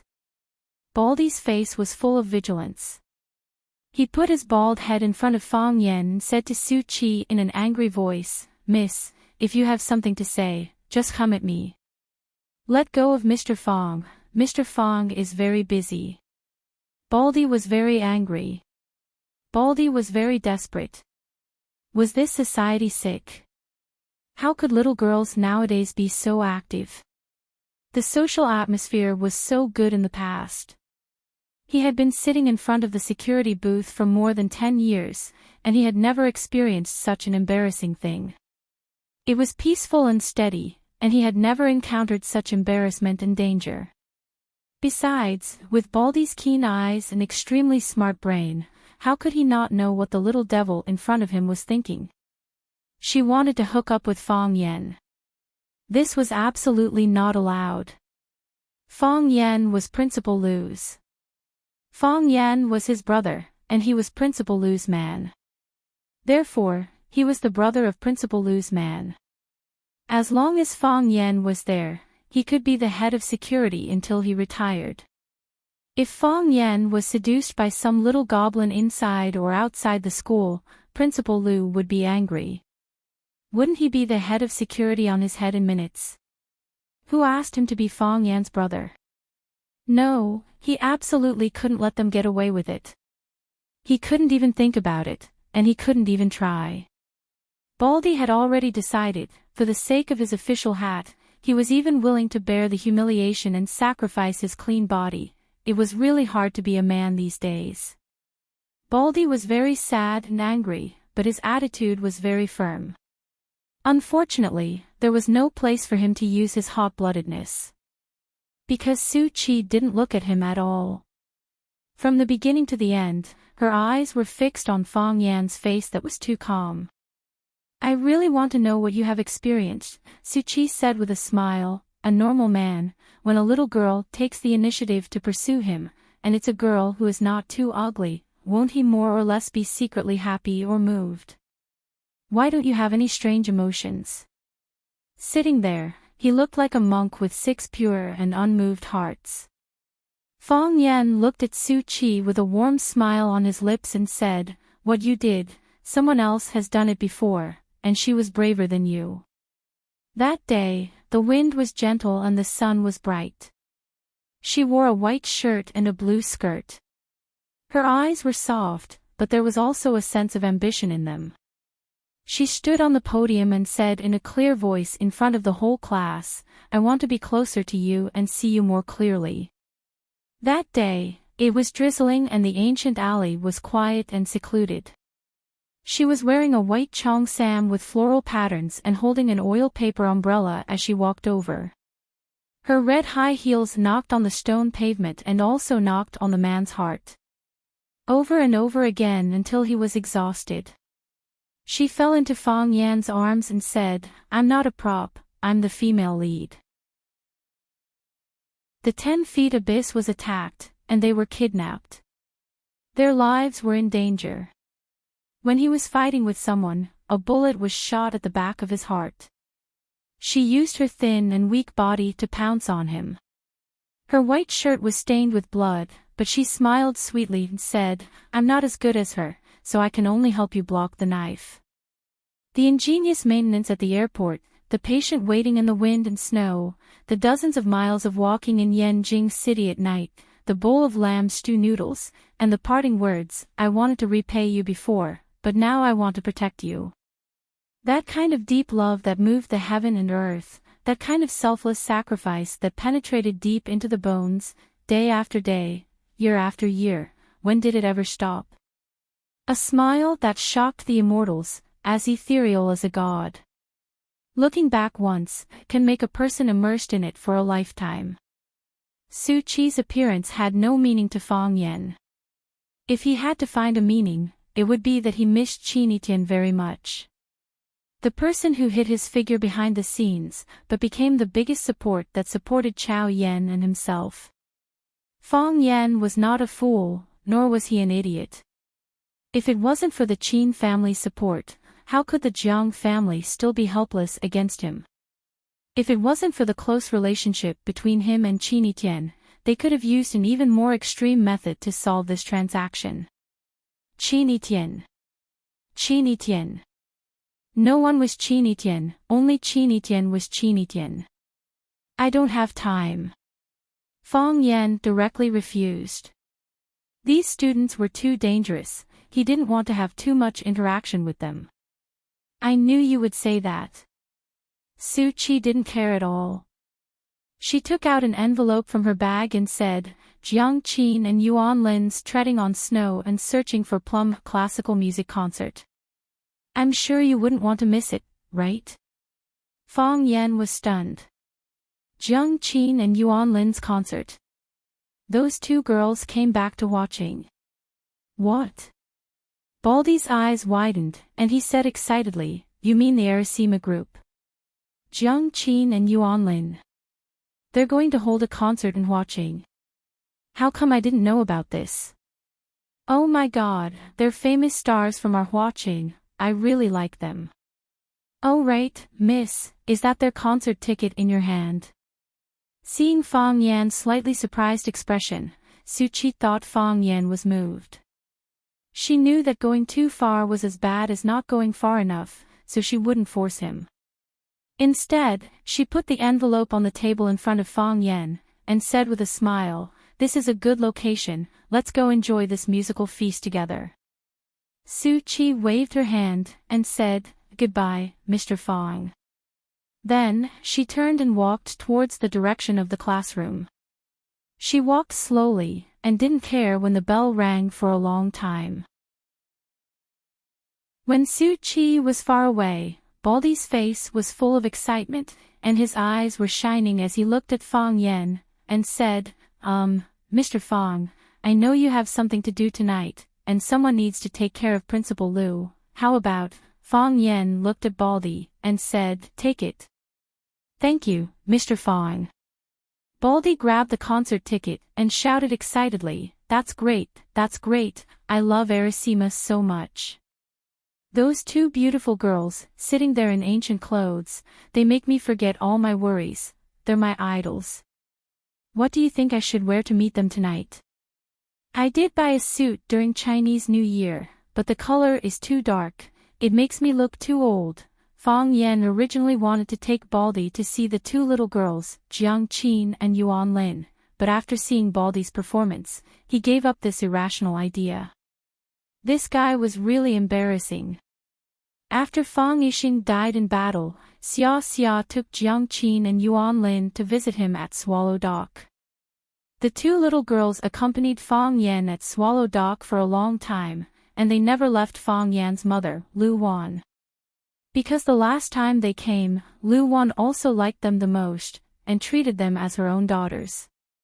Later, when they returned to the capital to study, they often went to Swallow Dock to visit Fang Yan. Later, they became busier and busier, and the number of times they came to visit Fang Yan also decreased. At that time, Fang Yan rarely spoke, and it was the two of them who surrounded Fang Yan and chatted. They said they learned Guzheng, they said they learned Sun, Panshao, and Guqin. They talked about who they had learned from, and which master had taught them. They said they participated in some program with Sister Xia Xia, and the live performance was very intense. They said they wanted to go out to practice, and Sister Xia Xia said she wanted to make a group for them. Even though Fang Yan had been mourning in Swallow Dock for 3 years, he still knew how popular the two little girls, Jiang Qin and Yuan Lin, were now. Fang Yan gave Suchi's ticket to Baldy, but he still decided to come to see Jiang Qin and Yuan Lin's Looking for Plum in the Snow concert. He wanted to see their growth over the years, and see their glory tonight. They called him teacher, so he wanted to witness all kinds of beauty of his students. He came in a joyful mood. For many people, the tickets to the Arasima Group's concert were hard to get. For the current Fang Yan, if he wanted a ticket to the concert, it was just a matter of saying a word. Fang Yan just mentioned it to Lu Chaoga, and Qi Ning went out and brought back a stack of tickets. Lu Chaoga's injury had not recovered, and she was not willing to come out to participate in such activities. She also wanted to talk to Fang Yan and his students. Fang Yan could only come alone. He held the thick stack of concert tickets and didn't know who to give it to. Fang Yan drove the car to the venue of the concert, Tianhe Music Hall.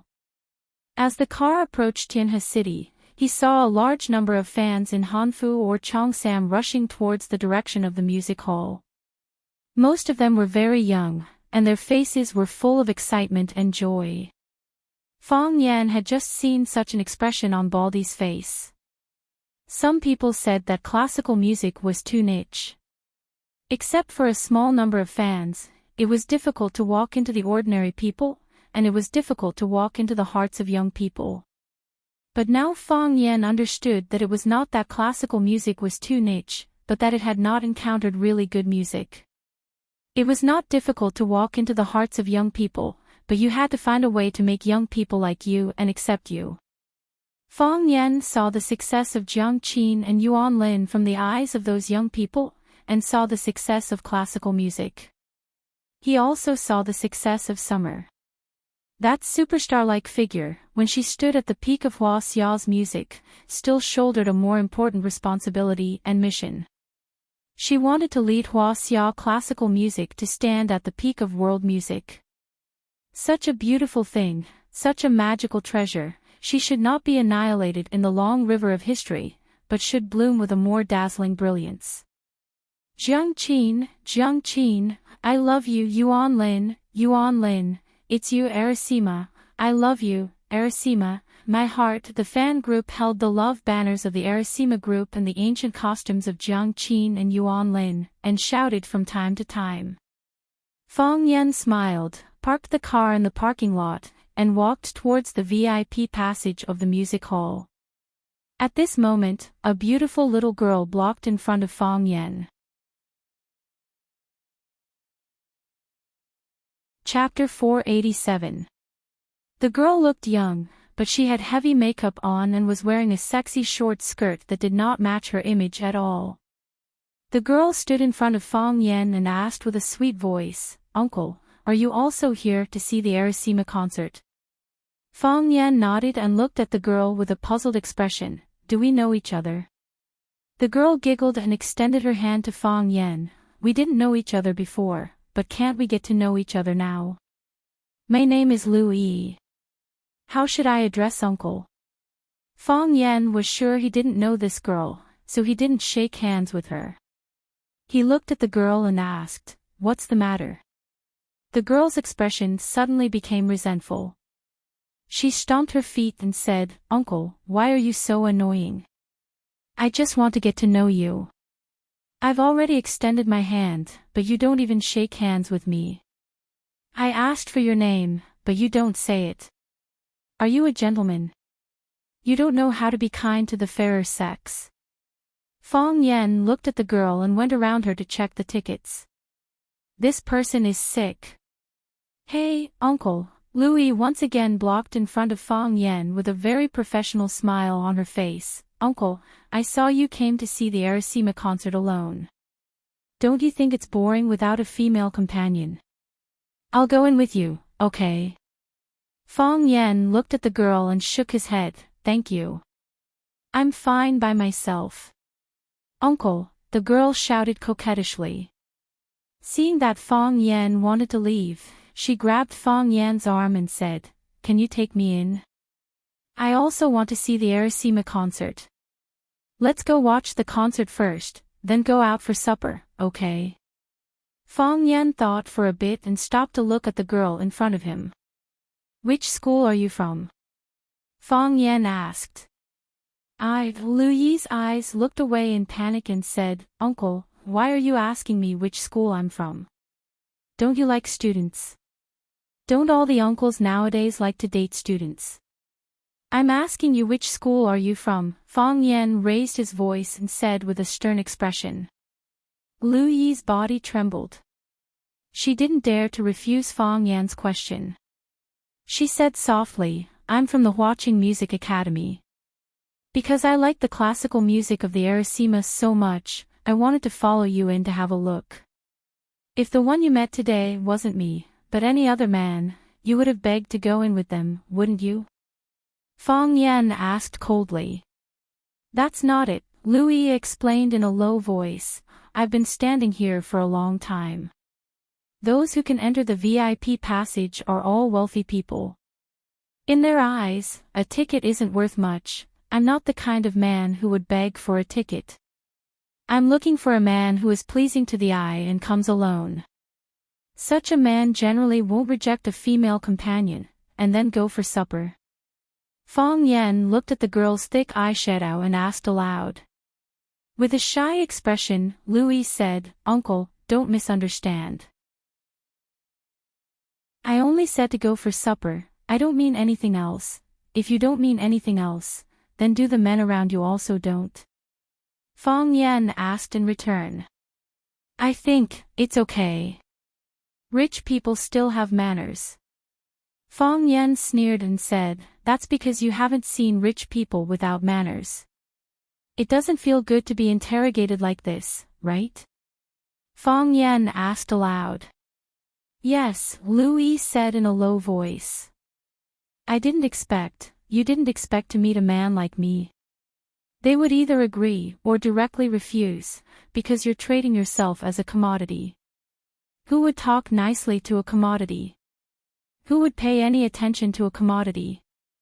There's nothing in this world that comes without sowing. If you want to gain something, you have to pay something. You want a ticket to watch the Aerosima concert, so you have to pay with your dignity or something more important. Because you're a commodity, you don't have the right to bargain. "Uncle, I'm not going in with you. I'm going back to school right now," Louise said with red eyes. She wanted to leave.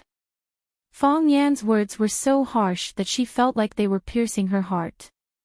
"Wait," Fong Yan called out. Louis turned around to look at Fong Yan and asked, "Uncle, is there anything else?" "You're from Huaqing?" Fong Yan asked. From the girl's voice, he could tell she had a Huaqing accent. "Yes. My family is from Huaqing, but our family's financial situation isn't very good," Louis said with a wronged voice. "Because your family's financial situation isn't very good, you want to take a shortcut. Call your parents," Fong Yan said. "What?" "Tell them you want to invite them to the Aerosima concert, but do as I say." "But, don't make me repeat myself," Fong Yan said with a straight face. "It's a waste of my saliva.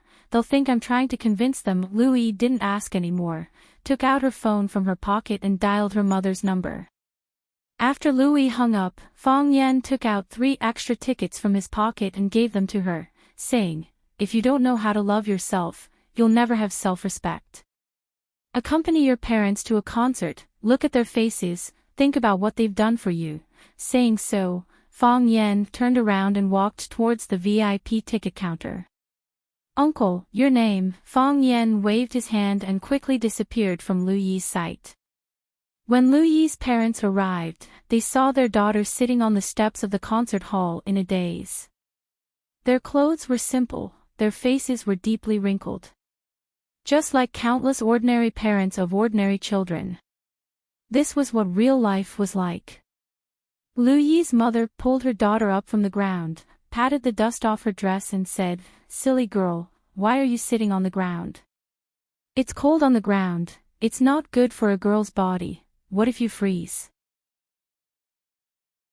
Lu Yi's father smiled, looked at the huge and luxurious building complex in front of him and said with some hesitation, "Xiao Tao, why did you want to invite Mom and Dad to listen to this?" "I said no, but your mom insisted that we come to see. How much does it cost?" "How about you and your mom go in, and I won't go in? I'll take a few laps by the river, and when you're done, we'll go back together." Lu Yi held back her tears, held her mother's hand and said with a smile, "It's free, this ticket is a gift from someone. You and my mom go in, I won't go in." "That won't do." "Or you and your mom go in, Dad," Louis cried and said, "Just listen to me this time. You go in with my mom, I'll wait for you outside. We'll go home together later." Okay. I'll go in with your mom." Lu Yi's father saw his daughter crying and panicked, and quickly said, "Don't cry. I'll go in, okay?" "Dad, thank you." Louis put the 2 tickets in her hand into her father's hand and said, "You guys go in quickly. The concert is about to start. You're in the VIP lounge. If you can't find a seat, ask the staff to take you in. Dad knows. This child, why did she start crying?" Louis stood still, watching her parents walk into the concert hall one after another. She gave the remaining ticket in her hand to a girl who was looking for a target and said in a low voice, "If you don't know how to love yourself, you'll never have self-esteem." After saying that, she walked down the stairs. She will come in, rely on her own efforts to get in. Not in such a humiliating and cowardly way. In the backstage dressing room of the concert hall, countless staff members were busy nervously and orderly. This wasn't the first concert of the Arasima group, but it was the most important concert of the Arasima group.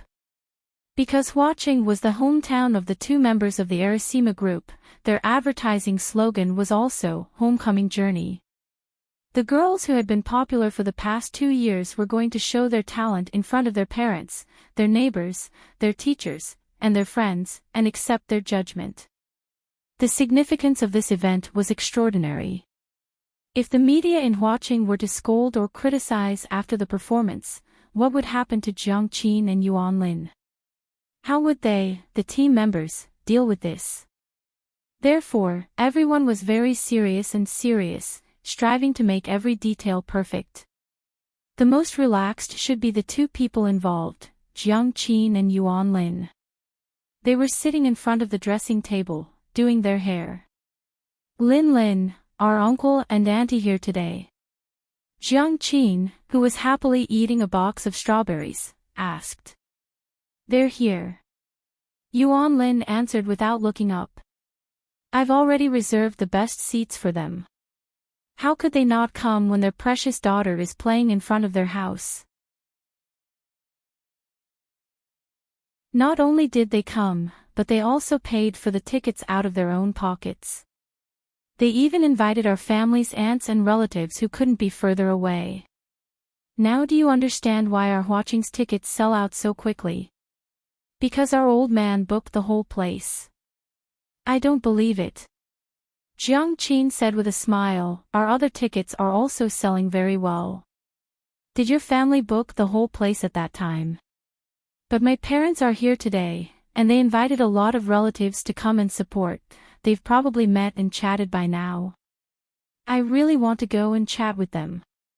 Yes. My mom's physique has a tendency to grow. I told her to be careful, but she said she's fat now because she's relaxed. She even said that I'm biased. Why can my dad be fat but not her? Your mom is so interesting. I miss the braised pork trotters she made. I miss it too, Enchanting said. Her thoughts drifted far away, and she said, Mr. Fong returned to Heartwarming. I know. I wanted to send him an invitation. I thought about it too. But, I'm afraid he hasn't gotten over it yet.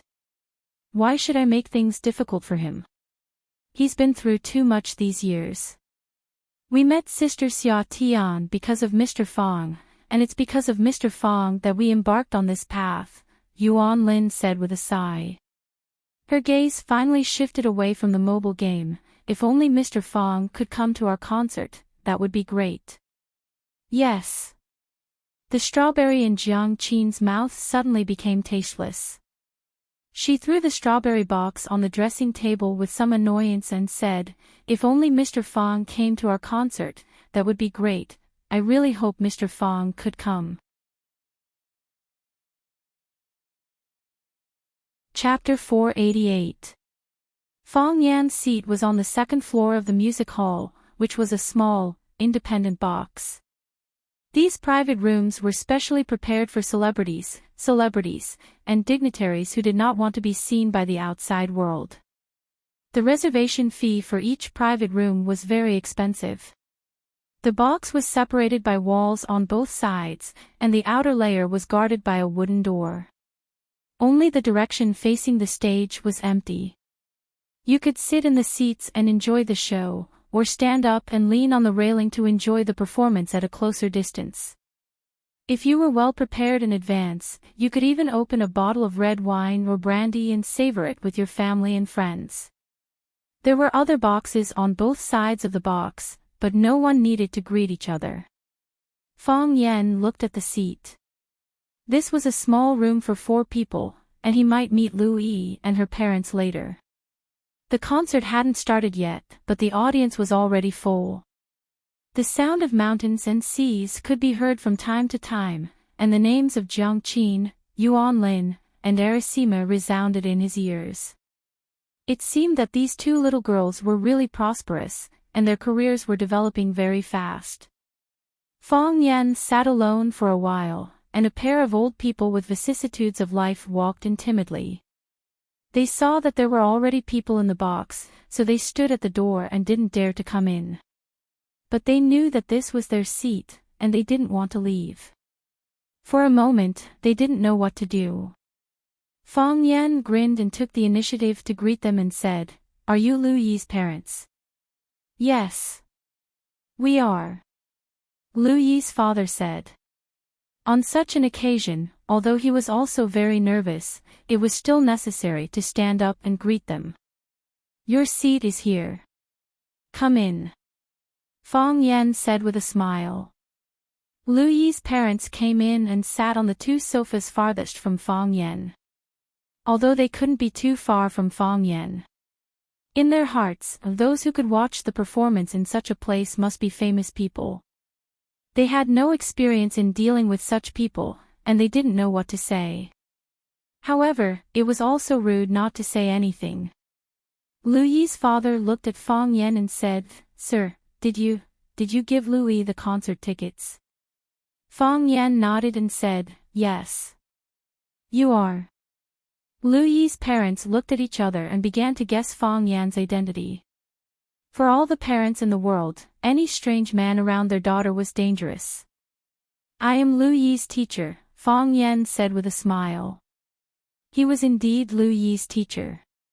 He taught her how to win the respect of others. He taught her how to be a person. What Fang Yan didn't expect was that Lu Yi didn't accompany her parents. It seemed that this girl was more sensitive and proud than he had imagined. If she had really changed, then these 2 tickets to the concert were too valuable. It might be worth more than the value of the whole concert. I happen to have extra tickets on hand. I saw Lu Yi at the entrance of the concert hall, so I gave her the ticket. So its teacher, Lu Yi's parents' hearts that were hanging in their throats suddenly fell to the ground. The two of them clasped their hands tightly. There was a kind of relief after the lingering fear. "Hello, teacher. It's good to be a teacher. Are you teaching music at the Academy of Music?" Fang Yan smiled and didn't answer their question. He said, "I thought she would come in with her classmates. I didn't expect her to give the tickets to you." Lu Yi is a filial child. Lu Yi's parents' faces were full of joy. Lu Yi's mother finally couldn't help but open her mouth and said, "Our Tao Tao has been sensible since she was young. There is only one apple at home, but she knows to divide it into 3 parts. She gives the biggest part to Dad, saying that Dad works hard. The second biggest part is for me, saying that it's hard for me to cook every day. She eats the smallest part. It's because our family's condition isn't good that the child has suffered with us. The greatest gift is giving. You give her everything you have, how can she suffer?" Fang Yan comforted them with a smile. "You see, now that she's grown up, doesn't she know how to repay kindness?" "Yes." This child, Lu Yi's father, couldn't stop smiling. He said, I said I didn't understand this and let her and her mother come in, but she didn't agree. She still has a great youth, and there are plenty of opportunities to enjoy in the future. She hopes to give you what she thinks is the best, so that you 2 old people can enjoy it." Fang Yan echoed the pride in their words and said, "The concert is about to begin. I won't bother you 2 anymore. If you need anything, you can tell me." Fang Yan could see the restraint in their words and the inferiority in their bones. Every word Fang Yan said to them was like a punishment. At this time, the best way was to let them keep silent and seriously enjoy the next performance. "Yes. Yes," Lu Yi's father said while rubbing his hands. He wanted to step forward and shake hands with Fang Yan, but he felt that it was a little inappropriate to do so. In order not to make them nervous, Fang Yan deliberately walked to the edge of the railing of the box and stood there. He planned to stand and listen to the concert. "Young Master Fu, let me tell you, these 2 little girls are still very young. Not only are they pretty, their skin is so fresh and juicy. You can even pinch them and water will come out.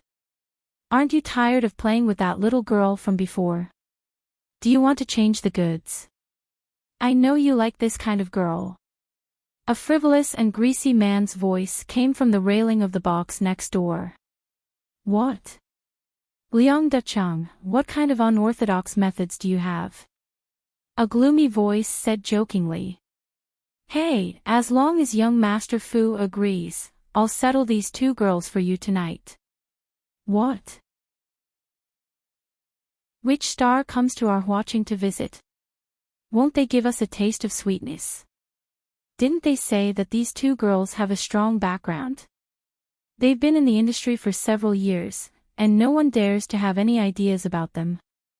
What background can they have? Isn't it just because she calls Xia Tian sister? There are so many artists in Xia Tian's company, can she take care of them all? Besides, let alone Xia Tian's sister, even if Xia Tian comes personally, as long as young Master Fu says the word, I can also think of a way to get rid of her. Bullsh *T Heavenly King and Queen, that's what those little brats call them. We won't put them in our eyes. If we want to play, it'll be 2 kings and 1 queen. The conversation continued, but Fang Yan's expression was as cold as frost. When Xia Tian wanted to bring Jiang Qin and Yuan Lin into the entertainment industry, Fang Yan was worried that something like this would happen.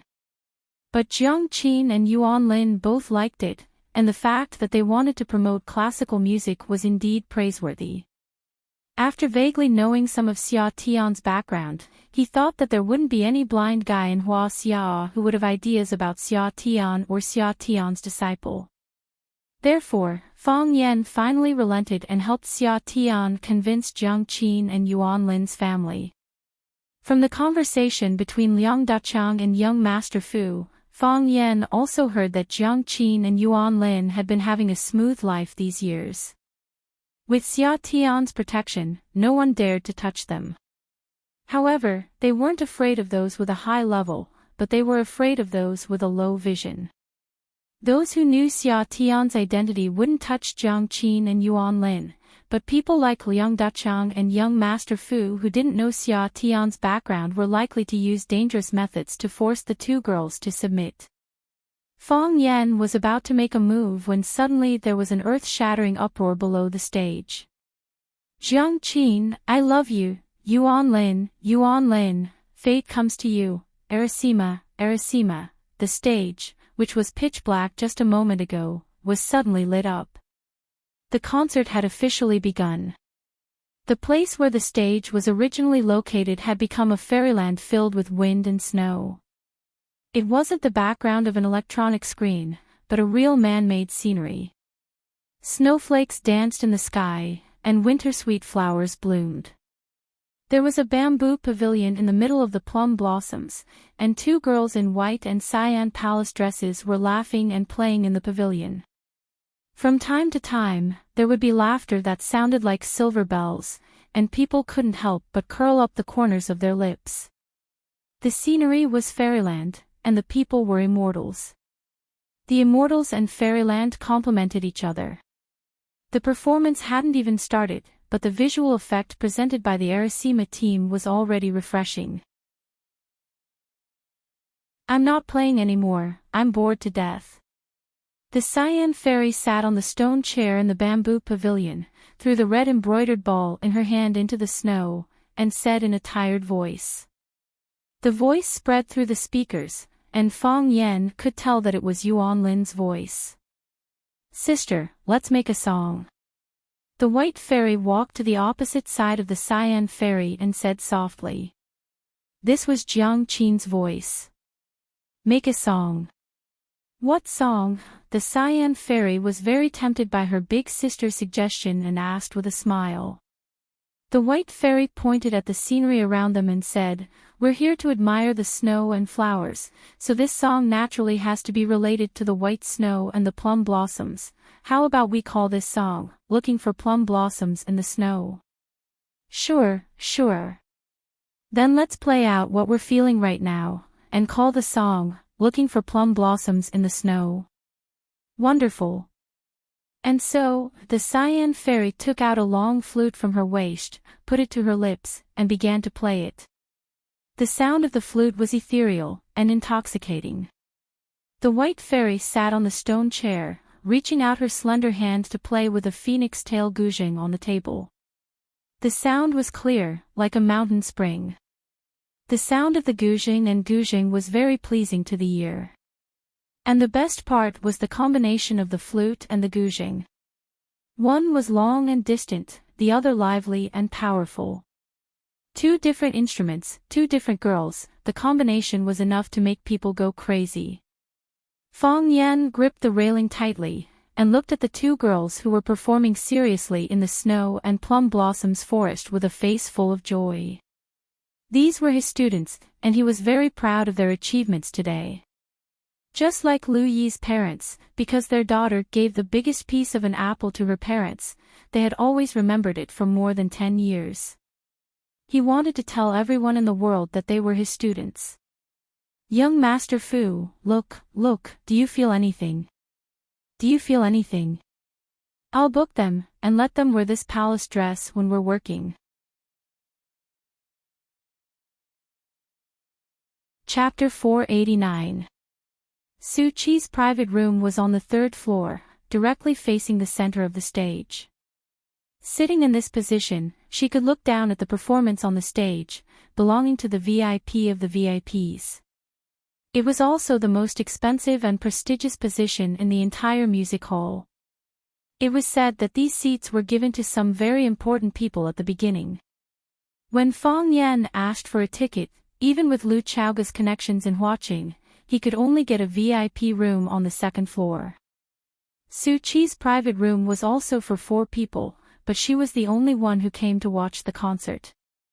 It could be seen that Su Qi had put on a lot of effort for this concert. She took off the Vermilion Bird Middle School sky blue uniform and changed into a long white dress with floral patterns, a pair of light blue, deep-waisted canvas shoes, and a small floral hat on her head. She looked delicate and fashionable. She didn't use too many accessories, and she didn't put on too much makeup. Because she knew better than anyone that a girl's most powerful weapon was youth. A girl's feelings were always poetry, and she was at the age of poetry. Su Qi sat in her seat and waited patiently, but the man still didn't show up until the concert began. She wanted to call Fang Yan to ask, but she found that she didn't have that man's number. Is this love? Su Qi thought, resting her chin on her hand. She actually fell in love with a school security guard. If this kind of thing was known by her classmates or her group of friends, they would definitely laugh at her, right? But, who cares? Right, he said that what he was doing had been done before, and it was done by someone more courageous than her. Who was that girl? Was she also a student? What an enchanting and charming uncle. Clang, the private room door was pushed open with great force. Su Qi's heart suddenly stopped, and she turned around with a face full of surprise. Then, the smile on her face froze. Baldy, dressed in a navy blue suit, stood at the door, sweating profusely. He looked at the girl and kept apologizing. I'm sorry. There's a concert tonight, so there's a traffic jam. When I got there, I couldn't find a place to park. I drove around the concert hall a few times and finally stopped in front of the store across the road. Suki did not hear what Baldy said. She only cared about one thing. Why are you here? That's me. Baldy looked at the girl in confusion and said seriously. Why you? Why not me? What about him? Oh, you mean Fang Yan. He's not free. He's not free. Su Qi's heart suddenly ached. He didn't have time. This reason really hurt his pride. Baldy walked over to Su Qi and sat down beside her. Don't be sad, he said. Fang Yan was very busy. When he got back, he still had to cook for the old principal. Didn't you want someone to watch the concert with you? It's the same if I accompany you. Just like you, I'm also a hardcore fan of Arasima. Baldy waved his hands in the air and shouted the slogan of Arasima's fans. Star, Star, I love you. Star, Star, we'll be together forever. Yeah. I'm not bragging. When it comes to appreciating classical music, I'm better than Fong Yan. It's different. Suki said. What's different? You're not good looking. Baldy opened his mouth again and again. He didn't know how to refute. In the private room on the second floor, such a tragedy happened. What a masterpiece. A gloomy man's voice sounded. Beauty is the most beautiful. Beauty is pleasing to the eye. Beauty that can cause the downfall of a country will shock the world. They're not twins, but they're better than twins. Liang Dachang, my happy life is in your hands. Young Master Fu, it's a small matter. You've come from afar and our watching has nothing to entertain you except some cheap seafood. Coincidentally, these two girls are watching specialties. Why don't you go through the trouble of appraising them and see if they taste good? It's no problem. I'm willing to do this. Young Master Fu laughed heartily. Dichang is not bad. You're loyal. From now on, you'll be my good brother. Fong Yan's good mood disappeared. He used a bit of strength and grabbed a wooden plank from the wooden railing in front of him. He threw it in the direction of the voice coming from the private room next door. Ah, someone screamed. Who threw it at me? Who the hell threw it at me? Someone roared angrily. It was Liang Dachang, the pimp who wanted to introduce Jiang Qin and Yuan Lin to young Master Fu. Young Master Liang, what's wrong? What happened? Blood, young Master Liang, your head is bleeding. The private room next door was in chaos. Damn it, search them row by row. I want to see who dares to go against me, Liang Dachang shouted hysterically. Dachang, don't be rash. There are too many people here, don't blow things up, young Master Fu comforted him. If things get out of hand, we won't be able to do anything. Liang Dachang seemed to be extremely afraid of this young Master Fu. Although he was still cursing, he could only suppress his anger for the time being. He also knew that if he asked his men to search the private rooms row by row, he would offend all the guests in the VIP rooms on the second and third floor. If the commotion was too big, the concert would be messed up by him. By then, everyone's attention would be on him. Even if he wasn't afraid, there was no need for him and his old man to be on the headlines, right? Damn unlucky. Liang Dachang cursed angrily. If I find out which bastard did this, I'll skin him alive. A cold murderous intent appeared in Fong Yan's eyes. If it wasn't for the sake of the concert going on normally, that piece of wood would have crippled someone or directly smashed their skull, killing them. If he hadn't shown mercy, did he think he would still have the chance to speak? That attack was just a small punishment. It had to be said that this was a high-standard concert. Fong Yan had heard Music Addict, one of the 7 addicts of Hua Xia, perform classical music live at the Maple Leaf Club. That kind of breathing could move people's emotions, and it made people's minds have endless associations. Along with the joy of the music, joy of joy, sorrow of sorrow. Deep down, tears streamed down one's face. With Jiang Qin and Yuan Lin's current attainments, they naturally couldn't be compared to Music Addict. They were too young and had too little experience, so they couldn't perform a silent and sorrowful movement. But they took a different path. Since they couldn't perform sad music, then it had nothing to do with sadness. They just wanted to pass on happiness. Therefore, in their music, one could feel the wind singing, see the snowflakes dancing, and experience the magical process of plum trees growing and blooming quietly.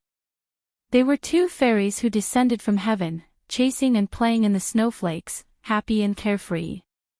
Clear joy and refreshing laughter spread along the way. One didn't need to think too much, and one didn't need to do much. One just needed to enjoy and laugh with them all the way. This was the feeling that Jiang Qin and Yuan Lin brought to the audience, and it was also the feeling that they brought to Fang Yan. Fang Yan thought that their choice back then was right, and their efforts were worth it. He liked this kind of music, and Hua Xia also needed this kind of music. It's so beautiful. Lu Yi's father praised and said enviously, if our Tao Tao could be like this in the future, how great would that be? It definitely can. Our daughter is so beautiful, and she studies so hard, teacher, don't you think so? Lu Yi's mother looked at Fang Yan expectantly and asked. They didn't understand music, but they simply believed in their daughter's excellence. This kind of belief was very firm, but also so lacking in confidence. So they hoped that there would be a professional who could give them some comments. It definitely can. Fang Yan turned around and smiled. As long as she continues to work hard. Thank you, teacher. Thank you, teacher.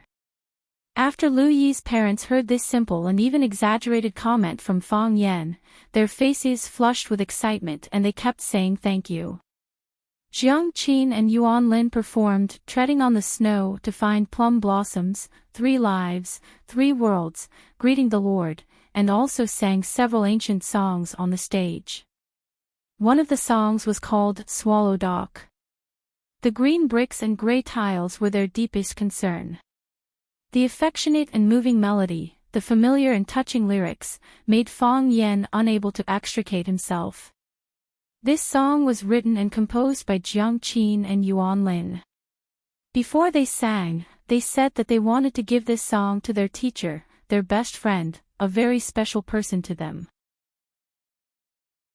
Fang Yan knew that the person they were talking about was him. When he cared about them, they didn't forget him. At the end of the concert, the venue that had been quiet became noisy again. The fans who had just woken up from one classical feast after another were unwilling to leave. They shouted the names of Jiang Qin, Yuan Lin, and Arasima over and over again, and shouted encore again and again. Jiang Qin and Yuan Lin were also unwilling to leave. The two of them stood in the center of the stage with a microphone and bowed deeply to the audience below the stage. We don't want to leave either. Jiang Qin raised the microphone and said, it seems like it has just started. Why is it over already? Huacheng is our hometown, and you are our family. Yuan Lin said in a sweet voice. Before preparing for the concert in Huacheng, the staff were very nervous. They were worried that we would make mistakes and let our relatives in our hometown laugh at us. But honey and I don't feel nervous at all, because you are our family. Even if we don't perform well, you will definitely forgive us. Who would be too harsh on their relatives? The applause below the stage was like thunder, accompanied by happy laughter.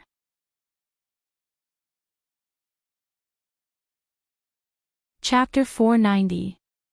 Our parents are in Huacheng. Our family and friends are in Huacheng.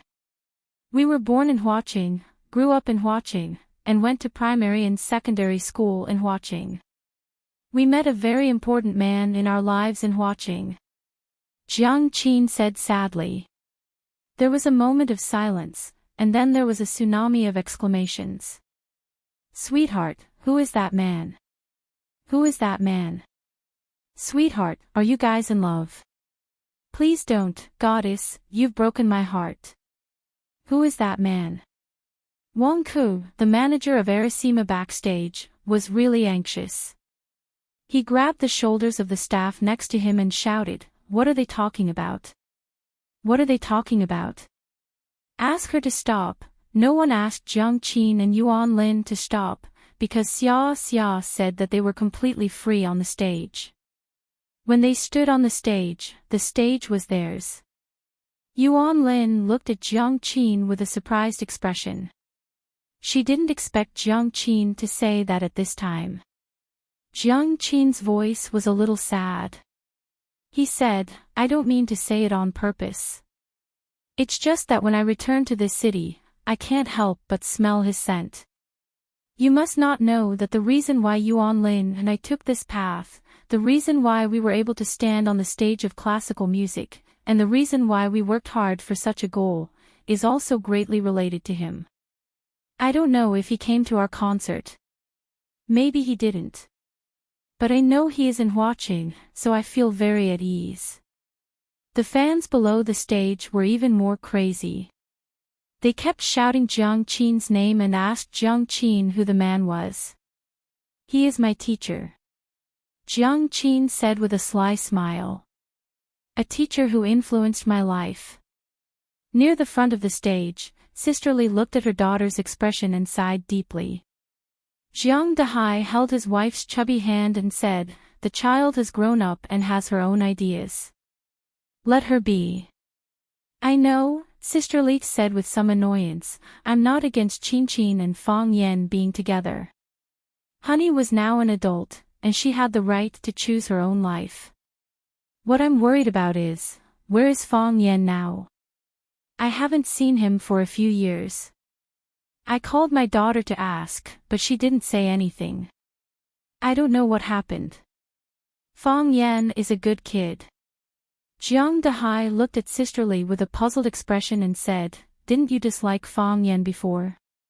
You even chased her out for no reason, why did you change your attitude now? What do you know? Auntie Li said angrily. I didn't like Fang Yan in the past because she was still young. We couldn't let her be with Fang Yan. Now that our dear one has grown up, why can't he treat our dear one well? Look at Honey's pitiful face. You weren't this sad when I rejected you when you confessed to me, right? Cough, cough, cough, Jiang Dehai coughed violently. The topic of his wife was too explosive, and he couldn't take it anymore. I really envy you guys, Jiang Qin said with a smile. You guys can live in the same city as him, look at the same sky, breathe the same air, but I have to fly around every day, and the time I can stay in watching is too little. If you see him, you must say hello to me. Say hello to Mr. Fang, Jiang Qin said she misses you.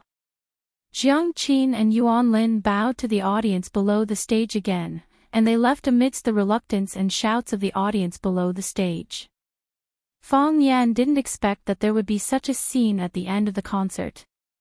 Jiang Qin, this fearless girl, was really capable of doing anything. But in this way, wouldn't he be in the headlines tomorrow? Fang Yan completely believed in the paparazzi's sense of smell and ability. Jiang Qin said the words Mr. Fang, and Jiang Qin had been in a scandal with him before she became famous. At that time, it even became negative news in the newspapers. As long as those people had the intention to find out, they would definitely be able to find these clues. Fang Yan just wanted to be a quiet little security guard. The concert ended and the crowd began to disperse. Lu Yi's parents stood up and looked at Fang Yan. They wanted to say something but didn't know what to say. Fang Yan took the initiative to walk over and shook hands with Lu Yi's father. He said with a smile, "Take care of yourself." "Thank you, teacher." "Thank you," Lu Yi's father thanked him profusely. "You have a good daughter."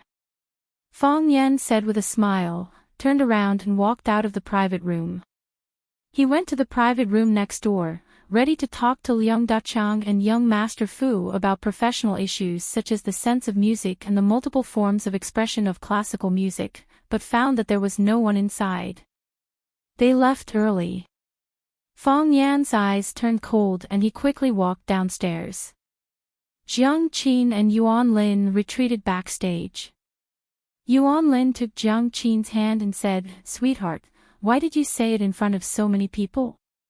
Aren't you afraid?" All of a sudden, I felt something. Jiang Qin was a little depressed and said in a low voice, "We have worked so hard and risked our lives for the past few years. We want to show him our best side.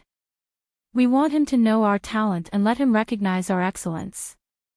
But when we have the opportunity to stand in the center of the stage and have the ability to prove ourselves to him, he doesn't know where he went. So what if today's concert is a success? I still feel empty in my heart. Lin, even if we do it, even if we really bring classical music to the world stage, but what's the point of that for me? Sigh, Yuan Lin sighed softly. Let's go see Mr. Fong tomorrow. We'll treat him to a meal, treat him to a drink, even if we don't do anything, we'll just watch him quietly and accompany him. Okay. Jiang Qin said with red eyes. We'll go see him tomorrow. Wherever he goes, we'll go there. We'll pay for his meals and pour for his drinks.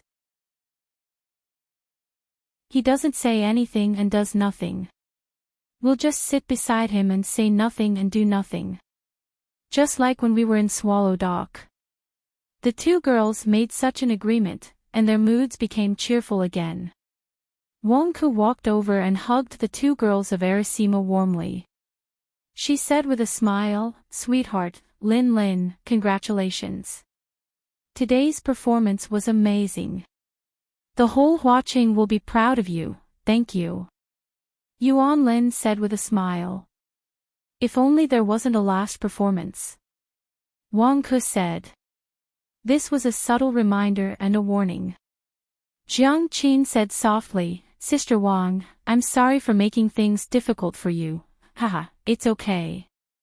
Wang Ku said with a smile. What's there to make things difficult for? Isn't it my job? I just want to talk to him. Jiang Qin said. I think he'll definitely hear it in this way. Wang Ku didn't know whether to laugh or cry. She said, "My lady, not only Mr. Fong heard it. The whole Huaqing heard it. Just wait and see. Tomorrow morning, all the newspapers in Huaqing will be filled with news about you. I don't care." Sister Xia Tian said before, don't care about what the outside world thinks. We just need to focus on our own music. Yes. Don't worry about it. You just need to focus on your music.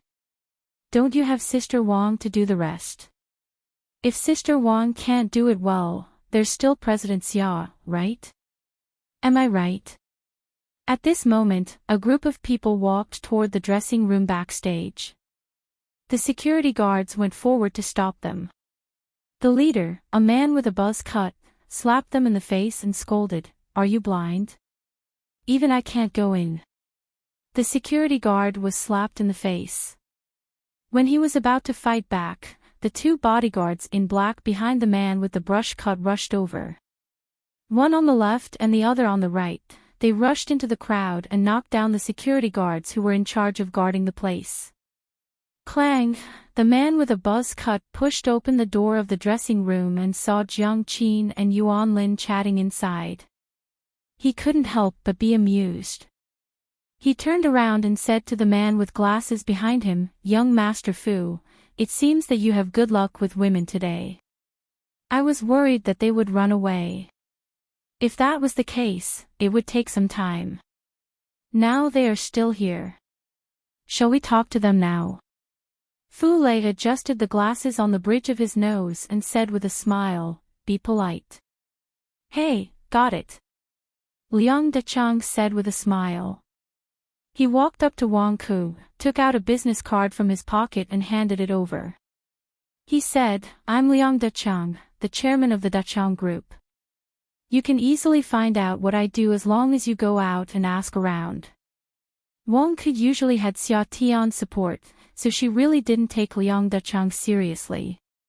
She stood in front of Jiang Qin and Yuan Lin with her slightly plump body and said with a smile, "Young Master Liang, why have so many of you barged in?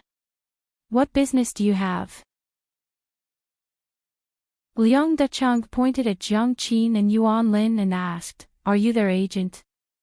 "Yes." Wang Ku. "Good. Wang Ku, let's discuss something. I have a distinguished guest who came from afar and likes watching their show. I want to take them out for a midnight snack. Why don't you name a price?" Wang Ke smiled coldly and said, "Young Master Liang, I'm afraid I can't agree to this. Jiang Qin and Yuan Lin have worked hard for most of the night and are very tired now. They just said that they wanted to go back to sleep. Why don't we find another opportunity?" Slap. Wang Ke was also slapped in the face. Liang Dachang pointed at Wang Ke and shouted, "Who do you think you are? Don't be shameless. I've already said it today. If you agree, I'll take them. If you don't agree, I'll still take them. I want to see what you can do to me." Jiang Qin and Yuan Lin hurried forward to support Wang Ke to prevent her from falling to the ground. Jiang Qin took a step forward and said, "You can go. We won't go out with you for a midnight snack. Little girl, this kind of thing is not up to you to decide." Liang Dachang laughed arrogantly. "The people that I, Liang Dachang, want to take care of have never failed." This sentence is very imposing. I like it. A thin man stood at the door and said with a smile, "I'm the same as you. The people I want to hit have never failed."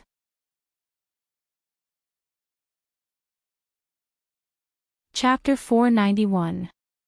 Hearing that familiar voice, Jiang Qin was stunned for a moment. She thought that it was her illusion.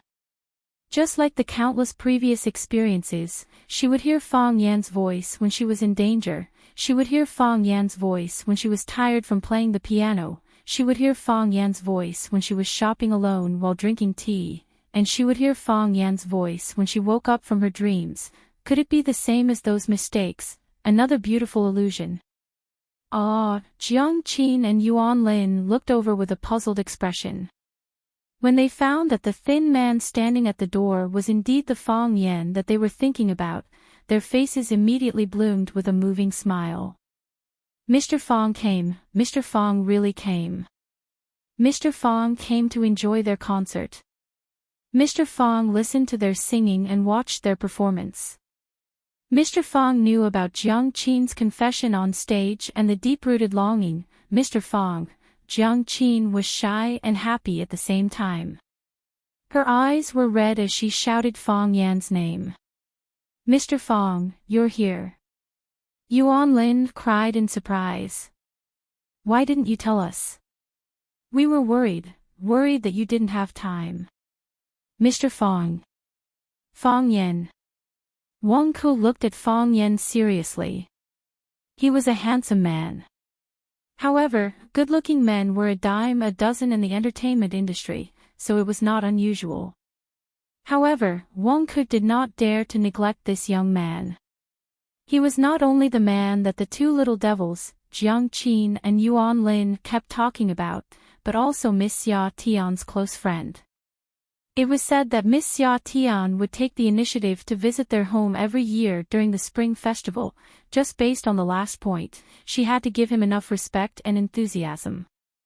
Wang Ke covered her cheek that was slapped by Liang Dachang and took the initiative to greet Fang Yan and said, "Mr. Fang, I'm Wang Ke, the agent of Jiang Qin and Yuan Lin."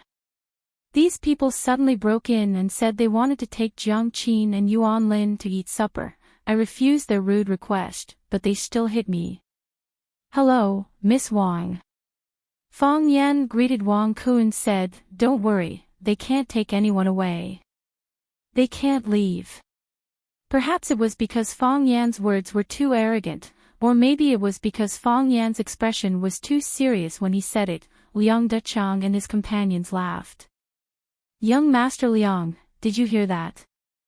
He said we can't take anyone away, no one can leave. Haha, it's so funny, they don't care about us at all. Young Master Liang, this person is very interesting, you can't kill him in one go, you have to keep him and play with him slowly. Who does he think he is? Teacher." No wonder the quality of students nowadays is getting worse, it's because of such a stupid teacher. Fu Lei didn't laugh, he looked at Fang Yan strangely, guessing what relationship he had with the legendary man. "Isn't it funny?" Fang Yan asked with a smile. "It's too funny." Liang Dachang applauded and said, "My brother said, we can't kill you too early. That won't be fun. Your words have reminded me of something. Fong Yan walked toward Liang Dachang step by step and said, if the game is very fun, it's best not to clear it in one go. Otherwise, it's easy to feel down. The smile on Liang Dachang's face became cold, and he stared at Fong Yan with a gaze as vicious as a vulture.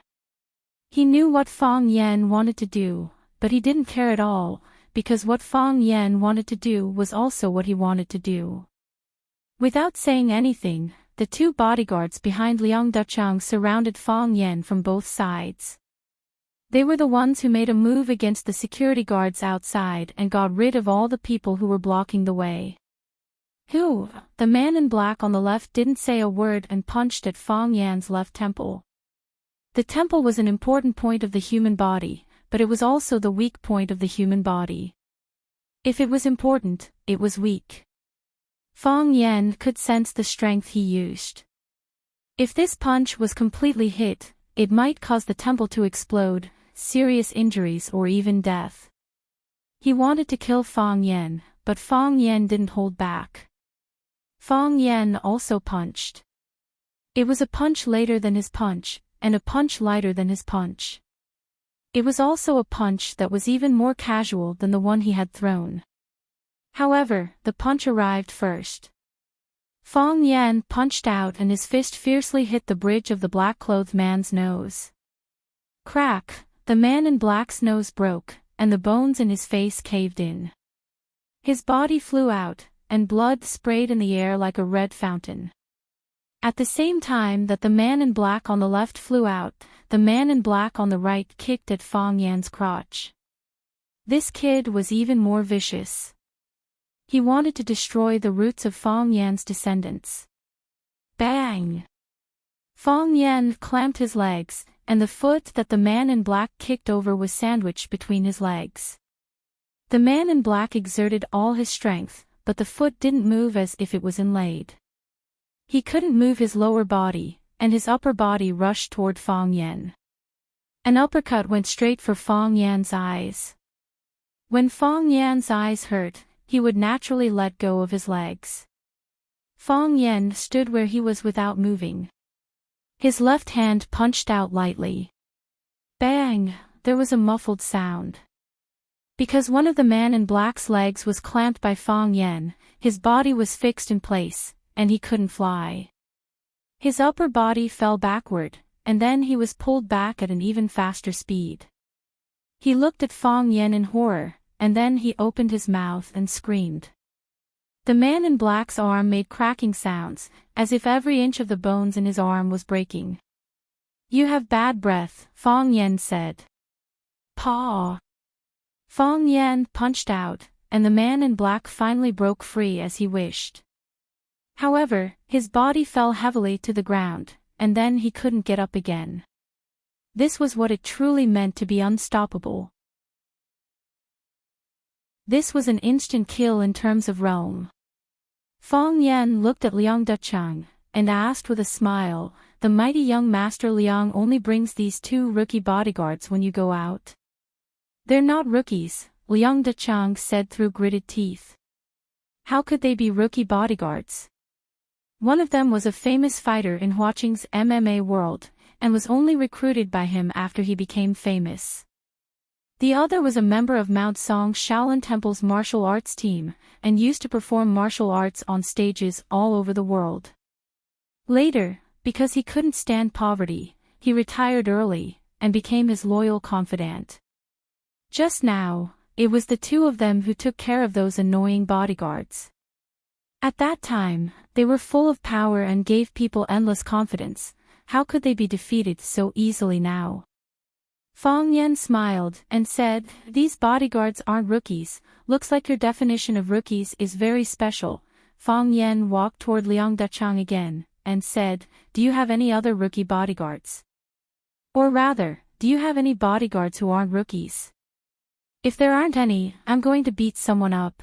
I just said, I've never failed to beat someone up I wanted to. You won't disappoint me, right? Liang Dachang stared at Fong Yan fiercely, and said, brat, do you know who I am? I know. Liang Dachang. A bastard who's willing to be a pimp in order to please his master. Fong Yan said aloud, only people who beat people up need to announce their name.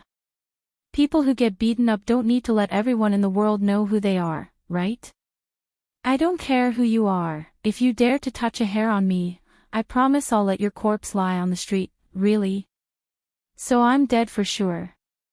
Fong Yan pointed at the gauze wrapped around Liang Dachang's forehead, and said, I threw that piece of wood. How do you feel now? So it's you. Liang Dachang's anger soared again, and he pointed at Fong Yan and scolded, I said, I'll make you wish you were dead, pa.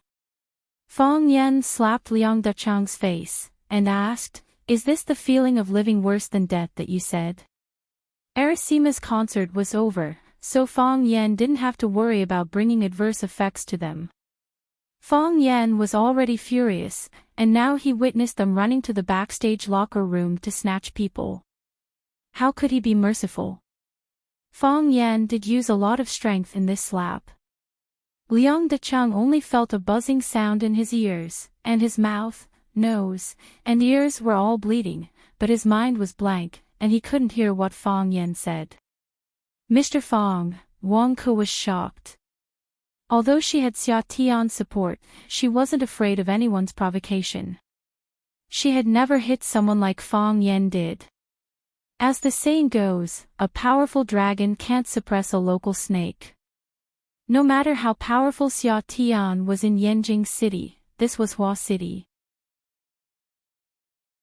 If the local snakes in Hua City wanted to ruin your plans and cause trouble for you, you would really be suppressed everywhere. It was easy to see the king of hell, but difficult to deal with the little devils. Pa!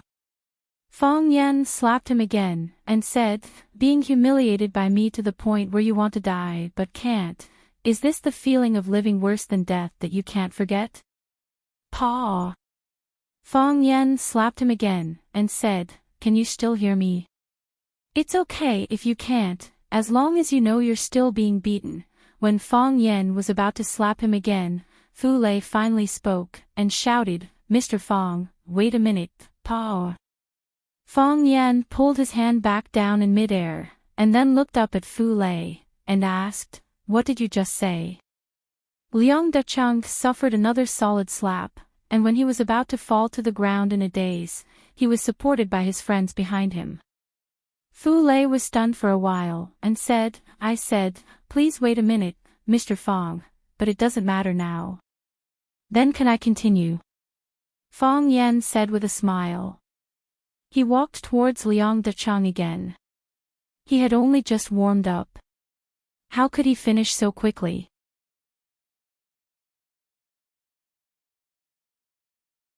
Chapter 492. Wait, wait, wait. Fu Lei repeatedly shouted for him to stop. He stood in front of Fong Yan to prevent Fong Yan from beating Liang Dachang, who had lost his ability to speak, and said, Mr. Fong is, Teacher Fong Yan? Fong Yan was almost amused by this kid. He looked at Fu Lei and said, this is a very unique way of chatting up people. Yes, I am Fong Yan. I used to be a teacher, but now I am a security guard.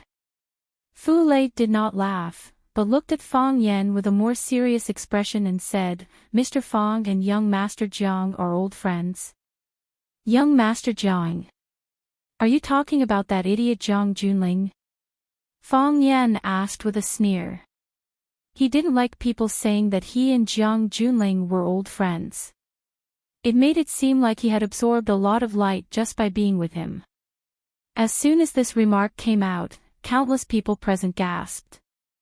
They didn't know who Fong Yan was, but it was impossible for them not to know who Jiang Junling was. A son should be like Jiang Junling, and an adopted son must be like Qin Etian. These words were too loud and too intimidating. Whether they had entered that level, come into contact with the characters of that realm or the two protagonists of this sentence, it did not affect their worship and fear of these two characters. What kind of person was Jiang Junling? They knew very well in their hearts. What kind of person was Chinitian? They also knew very well in their hearts. Their circle of friends was loose and hierarchical. It was difficult for a millionaire's friend to be a billionaire. In the same way, it was difficult for them to be friends with people in the circle of Jiang Junling and Chinitian. From their standpoint, they did not dare to offend those two legendary figures. However, this guy who was called Little Teacher by the Arasima group actually said, Jiang Junling, that idiot. Just based on this sentence alone, if he didn't have enough strength to protect himself, maybe they could go to the Pearl River to retrieve his body tomorrow morning. However, he said it out loud, and his face was full of disdain, as if it was shameful to be associated with someone like Jiang Junling. If they were to say that this fellow was just some subject teacher from a school in Huaqing who relied on his looks to deceive girls, they would never believe it. But who was this man? He had never heard of a wealthy family with the surname Fong in Huaqing. There were no wealthy families with the surname Fong in the capital either. Fu Lei's expression changed drastically as if he had heard something inconceivable. Very quickly, his expression returned to normal. He looked at Fong Yen with a smile and said, "So it's young Master Fong. I've heard so much about you. Your name is like thunder in my ears. I didn't expect that we would be like a flood crashing into a Dragon King's temple today. One family clashed with another family, young Master Fong. This is a misunderstanding. Today, I heard the two young friends from the Arasima group perform and was shocked. Dechang saw that I was delighted and wanted to bridge the gap between us to help me fulfill a wish. We wanted to be friends with these two young friends, but because the attitude of our subordinates was too bad, it caused unnecessary conflicts and misunderstandings." Fu Lei glanced at Liang Dachang and said, "Dechang is a bit too impatient, but he's forthright and loyal. He's not a bad person deep down. Young Master Fong has already punished them. Why don't we just forget about today's matter? We'll prepare a generous gift to apologize to the two young friends from the Arasima group. How about that?" Fong Yen looked at Fu Lei and asked, "You know me. I often heard about the interesting stories between young Master Fong and young Master Jiang even when I was far away in a cold and desolate place.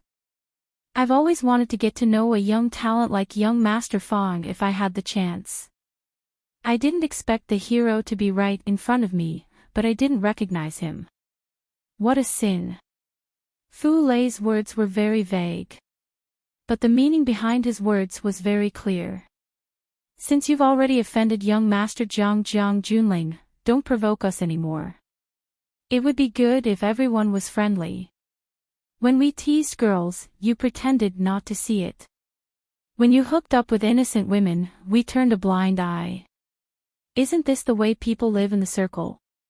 Hearing that I even dared to slap Jiang Junling, are you starting to feel guilty?" Fong Yen asked with a smile.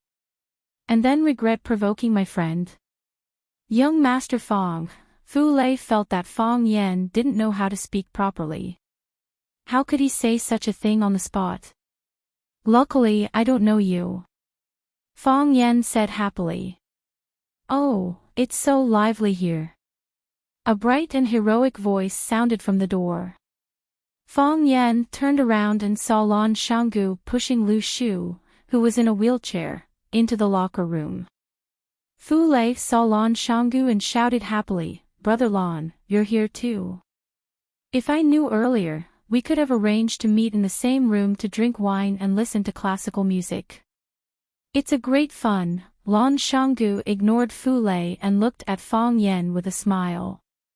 He said, "I don't have anything to do tonight, so I invited Cripple Lu to watch the classical music concert from Arasima."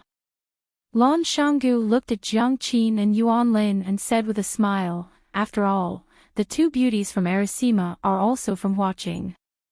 It's natural for us to support people from our hometown. Jiang Qin, Yuan Lin, I'm your diehard fan. You have to give me an autograph later.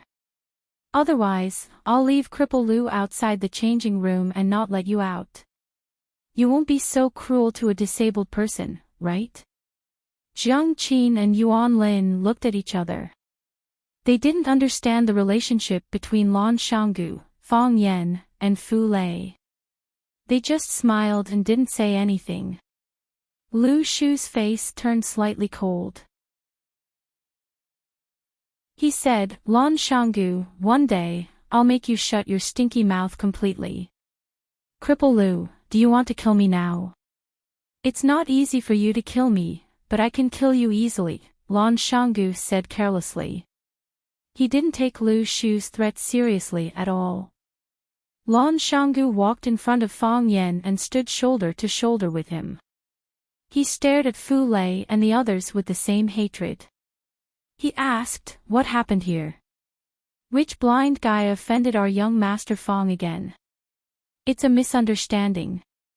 It's really a misunderstanding. Brother Lan, please explain to young master Fang that we just want to make friends with the two girls from Arisima. We don't have any other intentions. Fu Lei didn't expect Lan Shanggu to also come to this concert. But this was also good. The Fu clan and the Lan clan had some relationship, and the two clans often had business dealings. With a heavyweight like Lan Shanggu helping to slow things down, presumably Fang Yan wouldn't dare to kill them again. As for Liang Duchang, this kind of guy with bad character, he should just treat this beating as a lesson. Why did he talk to me about Arisima for no reason? Now that he brought trouble to my doorstep, I'm already being kind by not letting him bear the responsibility. Lan Shanggu sneered and said, Fu Lei, do you think I don't know your tricks? If you're wrong, you're wrong. If you're wrong, you have to admit it. It's one thing to do something wrong, but you still have to bear the responsibility after doing something wrong. If you should apologize, you have to apologize. If you should compensate for the loss, you have to compensate for the loss. Lan Shanggu naturally had the intention of interceding on Fu Lei's behalf. He wanted Fu Lei to apologize and compensate for the loss. These were just some insignificant punishments. Because he knew very well that if Fang Yan took action, things naturally wouldn't be so easy to solve. Lu Shu sneered and said, using young Master Fang's matter as a gift, Lan Shanggu, you really have a good plan. Fang Yan glanced at Lan Shanggu and said, no. Things shouldn't be handled like this. Fang Yan pointed at Fu Lei and said, just now in the VIP room on the second floor, he and Liang Duchang were discussing how to get the two girls from Arisima. I'm too embarrassed to repeat those obscene words. Jiang Qin and Yuan Lin looked at each other, and their faces were smeared with a layer of red. They knew what those obscene words Fang Yan said were referring to. Although they had the protection of Xia Tian, they rarely encountered situations where they were bullied. But occasionally, some words that reached their ears would still make them extremely angry. But this was the ecology of the entertainment circle. Even Xia Tian couldn't change the rules and purify the environment. He could only ensure that the people around him wouldn't be assimilated. I had already punished them at that time. I didn't expect them to be so daring that they forcefully ran into the room after the concert to snatch people. Fang Yan pointed at Jiang Qin and Yuan Lin and said, unfortunately, the Mr. Fang they were talking about on stage was me. They were both my students. Young master, what do you mean? The smile on Lan Shanggu's face disappeared. He looked at Fang Yan with a serious expression and asked aloud.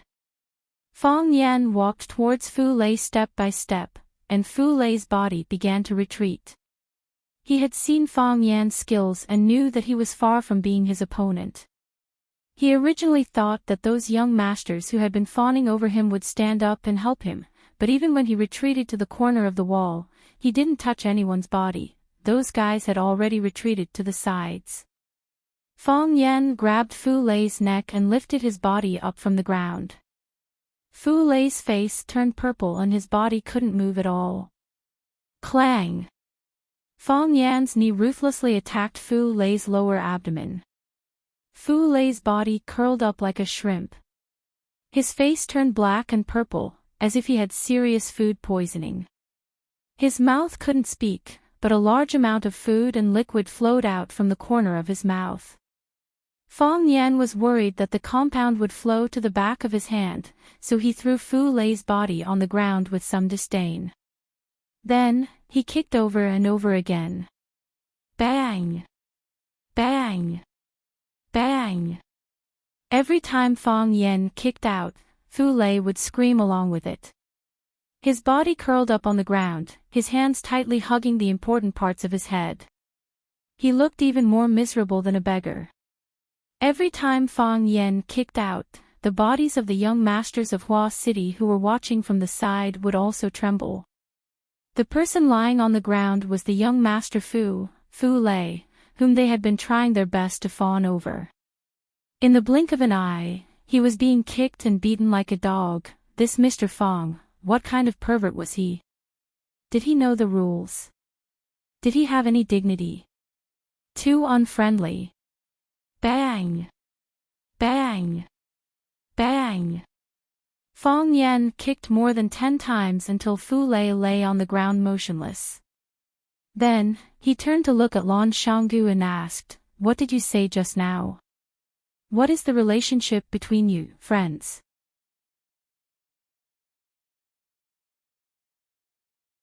Chapter 493. What is the relationship between you two? Friends. He saw him make a move, saw him choke, saw him kick a person to the point where it was unclear whether he was dead or alive. Lan Shanggu suddenly felt a strong sense of crisis. This was Fong Yan's response to his forceful intercession and his expression of dissatisfaction with his attitude. Fong Yan was dissatisfied with himself because he had stretched his hand too far. Was it just because of this? It probably wasn't that simple, right? Or did he also know about the flirting between the Lan family and the Jiang family? Lan Shanggu felt bitter. At the Blue Mountain Club, Jiang Junling said in front of him that he was going to visit the Lan family's old master. Jiang Junling didn't break his promise and went to visit the Lan family with generous gifts the next afternoon. The Lan family also secretly gave Jiang Junling the highest treatment. The Lan family's old master, who hadn't seen guests for a long time, personally accompanied Jiang Junling to drink tea in the study. Because of Lan Shanggu's special status in the Lan family, he was lucky enough to stay in the study and become one of the companions. Jiang Junling once again proposed the idea of joining forces with the Lan family to invest in Longtu Group. The Lan family's old master agreed after a moment of hesitation. Both sides would invest $1 billion and work together to expand Longtu Group. Then, they would share the fruits of victory. In Longtu Group, the Lan family would be one of the 3 major shareholders. With the Jiang family, Jiang Zhulu would exercise the same important rights. Jiang Junling expressed his admiration for the Lan family's foresight and thanked the old master for encouraging and guiding the young people. Both sides had a good talk. Jiang Junling left after dinner and Lan Shanggu immediately entered the old master's study to talk to his secret agent. Lan Shanggu strongly requested the old master to give up the cooperation plan with the Jiang family and work hard to play the role of a pure seller of Chaoyan technology. The old master had a different view on this. He thought that the Lan family shouldn't put all their eggs in the same basket. If the Lan family invested in Longtu Group, they would become one of the 3 major shareholders of Longtu Group, a new energy industry. With the vigorous development of the energy industry, the Lan family would become the decision-maker in this field and not just the errand slave of a certain family.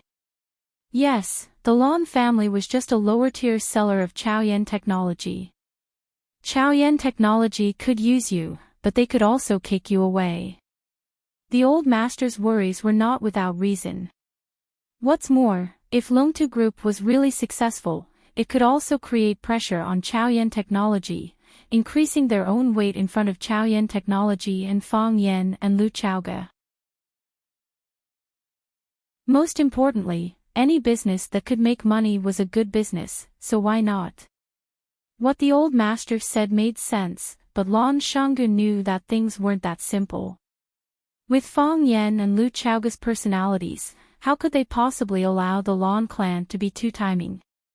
Lan Shanggu and the old master had conflicting views and a fierce conflict broke out between them. Lan Shanggu cared about the reactions of Fang Yen and Lu Chaoga, but the old master cared more about the support of the Jiang family. At that time, the old master sat on the armchair, looked at Lan Shanggu and said something meaningful. No matter how hard Fang Yen works, no matter how Chao Yen develops, the Fang family can't be the Jiang family, and Chao Yen technology can't be the Jiang family's business. Yes, the old master didn't think that the young and energetic Fang Yen had any chance of winning against the 1,000-year-old Jiang family. This had nothing to do with ability or talent. He just lost in terms of time. Lan Shanggu was the future heir of the Lan family, but his future had yet to come. The importance of Lan Shanggu in the Lan family was decided by the old master, and what the old master decided was what the Lan family decided. Therefore, the matter of the Lan family and the Jiang family jointly investing in Longtu Group was being discussed and carried out in secret. Now, had Fang Yen raised a big stick to beat them up? During the process of Fang Yen beating up young Master Fu Lei, the entire changing room was silent. Other than heavy breathing, no one said anything or made a sound to stop it. Lu Shu sat steadily on the wheelchair, a cold smile on his lips. No one knew if he was mocking Fu Lei's stupidity or the cleverness of this matter. The other young masters' faces were as white as paper, and the timid one's legs were trembling. Even standing straight was a difficult task for them. Every time Fang Yen kicked Wang Ku, the manager of Planet Blue, his heart would tremble. When Fang Yen was done, her body stopped trembling. She had been in the entertainment industry for many years and had seen all kinds of people. But she had never met a man with a personality like Fang Yen. This kind of person had a vicious mouth and was ruthless. He didn't know how to compromise, didn't know how to be mellow, and wasn't suitable to be in the industry. It was easy to offend people. Wang could turn to look at Jiang Qin and Yuan Lin, wanting to persuade them to stay away from this dangerous man. But when she saw Jiang Qin and Yuan Lin's excited faces and stars in their eyes, she gave up the idea. They probably wouldn't listen to any bad things she said about Fang Yen. Aren't they your friends? Fang Yen looked at Lan Shanyu and asked again. What was the point of asking such a question after the fight? Or rather, it had a deeper meaning than asking such a question before the fight. Lan Shanyu laughed and said, "To be honest, young master, the Fu family is our business partner. The Fu family has been operating in Imo Bay for a long time, and they have quite a few mines with good quality. The Lan family imports ores from the Fu family. Because of this, Fu Lei and I have known each other since we were young. But we have been too busy these years, so we haven't seen each other much. I didn't expect him to do such an animal thing tonight. If not for young master's timely discovery, the two classical music masters of our City of Flowers would have been destroyed by him. Such an idiot, even if young master taught him a lesson, it wouldn't be enough. When I go back, I will definitely call Uncle Fu and ask him to teach Fu Lei a lesson." Fang Yen looked at Lan Shanyu and said gently, "Fu Lei is your good friend, it's natural for you to speak up for him. If you don't help your good friend when he is in trouble, then I will start to suspect you of being a heartless person. But you didn't speak up at the right time. He just made a mistake and came to cause trouble for my two friends. If I let him go because of one sentence from you and let this matter go, isn't the cost of his mistake too low? Just because he knows Lan Shanyu, he can do whatever he wants. If he knows Lan Shanyu in every city, does that mean he can do this in every city? I didn't think it through and let young master laugh at me." Lan Shanyu apologized sincerely. "That's a little harsh," Fang Yen said with a smile. "I will teach him a lesson and let him receive the punishment he deserves. I will let him know that if he does bad things, he must be prepared to be caught. Lan Shanyu's heart skipped a beat. Fang Yan had already said it so clearly. If he still didn't understand what he meant, then he wouldn't deserve to be one of the 4 talents of watching. A prodigal who repents is more valuable than gold. All mistakes can be corrected, Lan Shanyu said in a low voice. I believe Fu Lei already understands this. Not only did Fu Lei understand, but he also understood. Since Fang Yan didn't say it clearly, it meant that he didn't want to fall out with the Lan family. This way, he could still put in some effort in the middle. If Fang Yan directly asked why the Lan family wanted to cooperate with the Jiang family, it meant that there was no turning back. I also hope that he can understand. Fang Yan nodded, then said self-deprecatingly, after being a teacher for a year, I've developed a bad habit of educating people. That's not good. How is this educating people? Young master's words are priceless advice. Those without connections won't have the chance to learn, Lan Shanyu said fawningly. Those who understand will think it's priceless advice. Those who don't understand will think it's full of nonsense. Fang Yan pointed at Fu Lei and said, all right, since Shanyu has spoken, I have to give you face. I won't break his arms and legs, but I won't destroy his life. Take him away. Thank you, young master, Lan Shanyu said with a smile. He waved his hand, and 2 black-clothed men immediately rushed over from behind, picked up Fu Lei from the ground, and walked out. Lan Shanyu looked at Fang Yan and said, young master, I won't disturb you anymore. Go do what you need to do, Fang Yan said with a smile. Lan Shanyu was still in the mood to greet Jiang Qin and Yuan Lin and said, Jiang Qin, Yuan Lin, you guys owe me an autograph. I'll remember this, I won't forget, Yuan Lin said with a smile. Lan Shanyu walked in front of the willow tree and said, Cripple, are you coming with me? The willow tree chuckled and said, the exciting show is over, what's the point of staying? Go, of course I'm leaving. Thus, Lan Shanyu pushed the willow tree and left. The other young masters supported Liang Dachang and followed closely behind. Everyone was very careful when passing by Fang Yan, afraid that they would accidentally anger Fang Yan, and then they would become Liang Dachang or Fu Lei.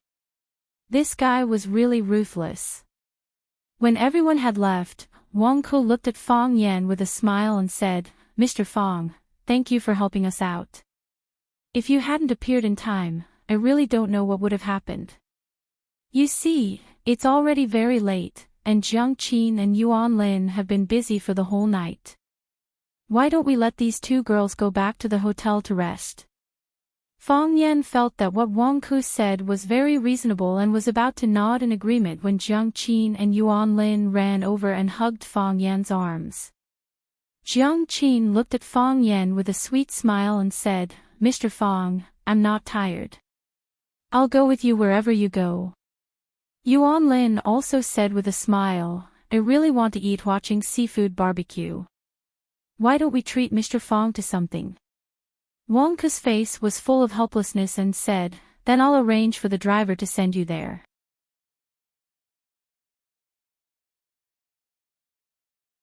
Chapter 494. I'm not dead, am I? Fu Lei turned over his body and immediately cried out in pain. He felt like all the bones in his body were about to fall apart. His stomach, shoulders, back, buttocks and head, every part of his body was in pain, excruciating pain. Knowing pain means you won't die for now. An eerie voice rang out beside him. Fu Lei climbed up from his seat and saw Lan Shangu sitting in the front row. He couldn't help but grin and said, Brother Lan, only when I see you do I know I'm still alive. That bastard was really ruthless, he almost killed me. There's not a single part of my body that's fine now. Do you know how lucky you are to still have the chance to sit here and talk to me? Lan Shangu said expressionlessly, if I didn't coincidentally go to Arasima's concert, if I didn't coincidentally go to the artist's dressing room, do you know what would have happened to you? All fate isn't fate, all coincidences aren't coincidences. Can he really kill me? Fu Lei sneered. A life for a life. Does he have the guts? A life for a life. Someone has to prove that he did it first. Lan Shanggu's face was full of sarcasm. Even if he doesn't kill you, breaking one of your legs and destroying your offsprings is something he can still do. He's too arrogant. Why? Fu Lei said viciously, Brother Lan, you people are just going to watch him do whatever he wants in watching. You've already spoken up for me, but he won't even give you face. Who does he think he is? Lan Shanggu sighed, because he's Fang Yen. Fu Lei searched for a long time but couldn't find his glasses. Looks like he lost them when he was beaten.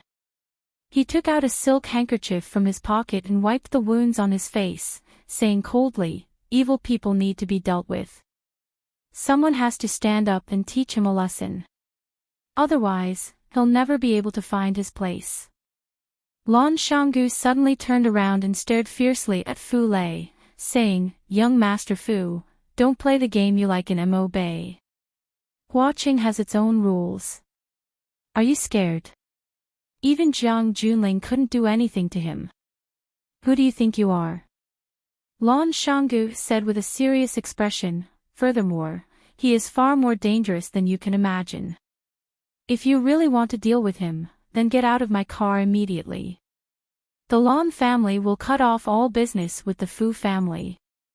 Of course, after you get out of the car, I will give him a call and kindly remind him to be careful of your revenge. Fu Lei's expression flickered for a moment before he burst into laughter. He covered his throbbing cheek and said, I'm just joking. Why is Brother Lan so serious? Don't joke with me about such things, Lan Shanggu said with a smile. Fu Lei looked at Lanshan Valley and asked, You really can't move? We really can't move. Lan Shanggu said firmly. This kid is really ruthless. Fu Lei sighed. The Lan Mountain Valley had many other luxurious residences outside, but tonight, they returned to the Lan clan's old residence in the North Sea Plains. Lan Shanggu's car stopped in the courtyard. He asked the butler who came out to greet him, Is Grandpa asleep? Master just wrote a piece of calligraphy. He drank some milk and was about to sleep. The butler smiled and said, Valley, why are you back today? I'm going to talk to Grandpa, Lan Shanggu said. Young master, the butler stopped him. It's late. Master is about to sleep. If it's not something urgent, we can talk tomorrow morning. It's something urgent. Lan Shanggu ignored the butler's obstruction and quickly walked to his grandpa's bedroom. After Lan Shanggu finished speaking, the old man sitting at the head of the bed asked, This is his reaction. This is his reaction. Lan Shanggu said, The Lan family and the Jiang family made such a big move. How can he not know? So what if he knows? Grandpa Lan asked. Could it be that Fang Yen is so impressive that he only allows the Lan clan to follow behind him and wag our tails and beg for mercy, but we can't run other businesses? Grandpa, it's not that we can't run other businesses. It's just that we don't need to run the energy business anymore. Wasn't the Liu family's ending bad enough? The Jiang family is split up. Who still respects them now? Why does the Lan family have to get involved in this mess? The old man sighed softly and said, Valley, you're still too shallow. You need more practice. Grandpa, give up. As long as we maintain a good relationship with Chao Yen, we can become the biggest beneficiary of the energy industry. Why must we jump into the battlefield and fight with others? That's not something we're good at. Only by fighting with others can we become the biggest beneficiary. The old man said firmly, Valley, it's decided. I'm old and tired. I'll leave the future to you. Your biggest weakness is that you're too young. Your biggest strength is also that you're too young. Young people should have the vigor and drive of young people. You can't always guard the city like this. Lan Shanggu knew that his objection failed again. Grandpa was still more optimistic about the future of the Jiang family. Yes, the Jiang family had been standing for 1,000 years. How could a small company that had been established for 2 or 3 years compete with them? In 1,000 years, how many challengers had the Jiang family met? And the result? The Jiang family was still the Jiang family. The graves of those challengers were already covered with thorny trees and weeds. Would Fang Yan really be an exception? Of course, there was no need for a driver arranged by Wang Ku. That was no different from having a spy by his side. Fang Yan drove Jiang Qin and Yuan Lin to the barbecue stall under Haizhu Bridge. In the past, Fang Yan often ate supper with them there. Both of them couldn't forget the seafood barbecue there. These days, supper, like comrade, miss, and godfather, had become a word that had been ruined. Modern people imposed another meaning on it. Fu Lei and Liang Dachang wanted to treat Jiang Qin and Yuan Lin to supper, but Jiang Qin and Yuan Lin were unwilling. Fang Yan wanted them to rest early, but the two girls insisted on treating Fang Yan to supper. It had to be said that this was really a humorous matter. Mr. Fang, why did you want to come to our concert? If you want to come, just let us know. We'll reserve the front of the stage for you. Mr. Fang, what do you think of our performance tonight? Which program do you like the most? I'm guessing it must be Swallow Dock, right? That's because the name of this song is about your swallow dock. Mr. Fang, did you hear Honey confess to you on the stage?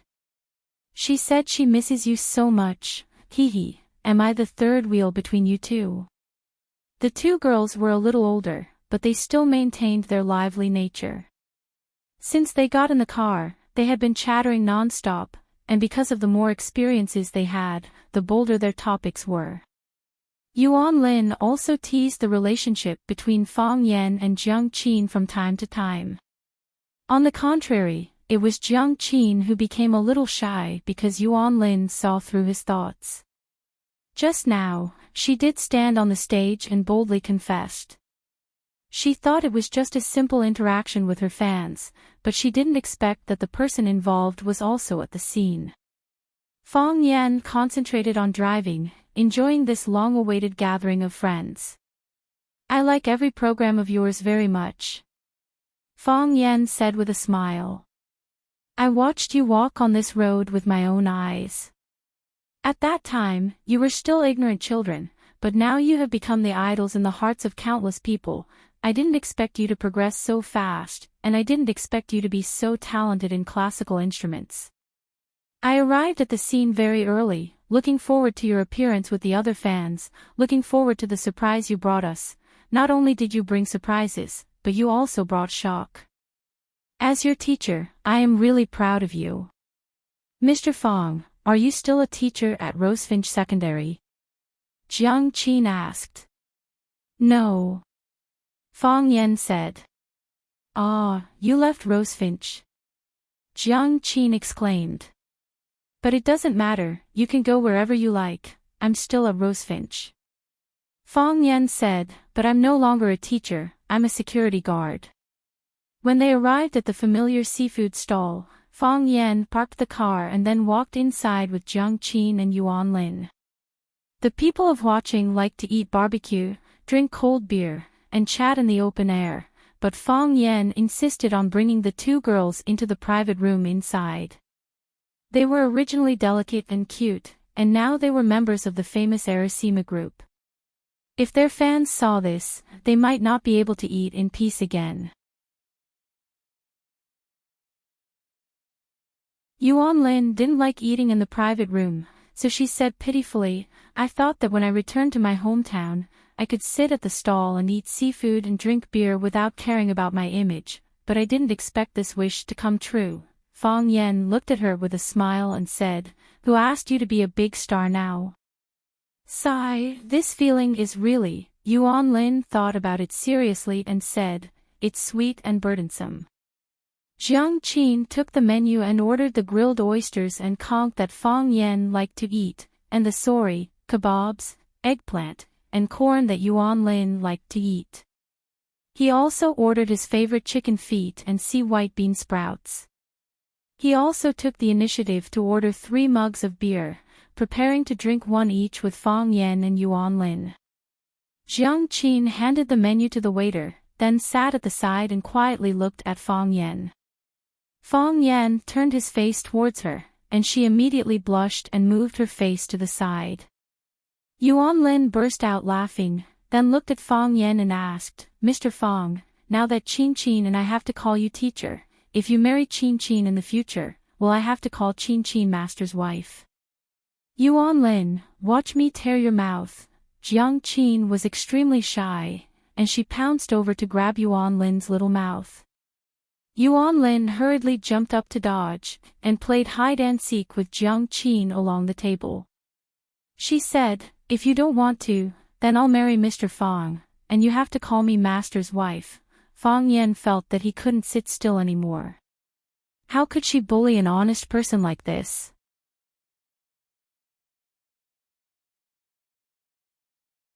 Chapter 495. Ding Dang.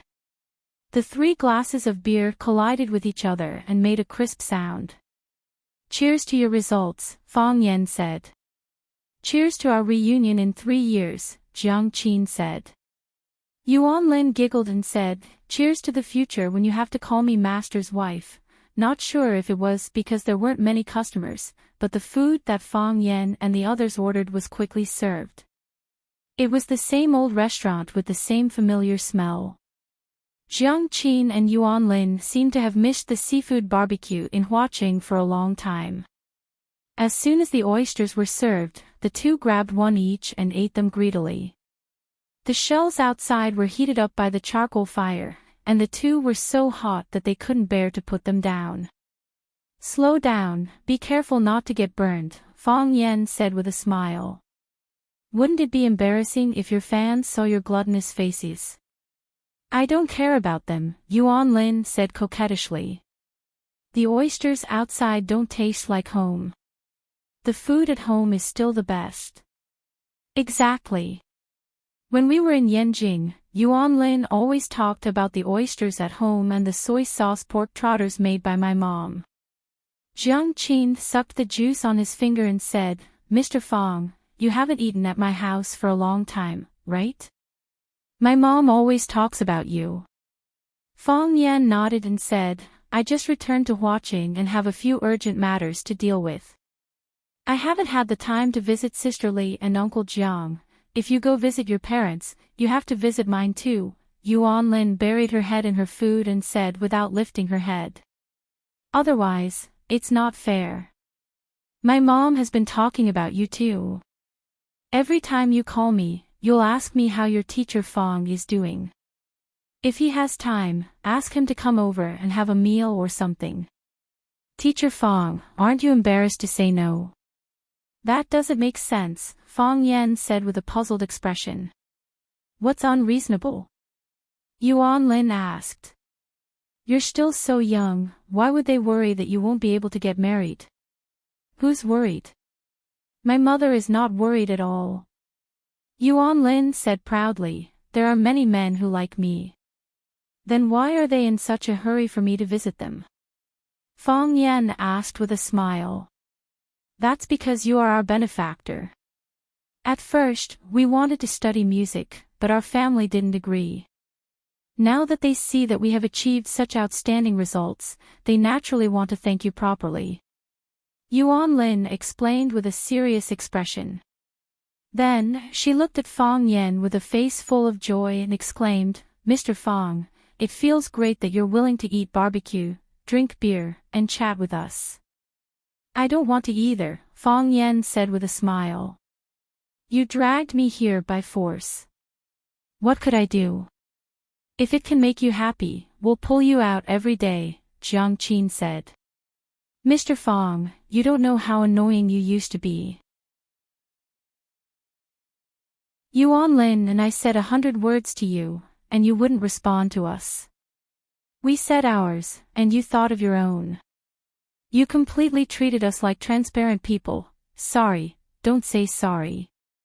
Jiang Qin interrupted Fang Yan's words and said, as long as you're happy, we're willing to suffer any grievances.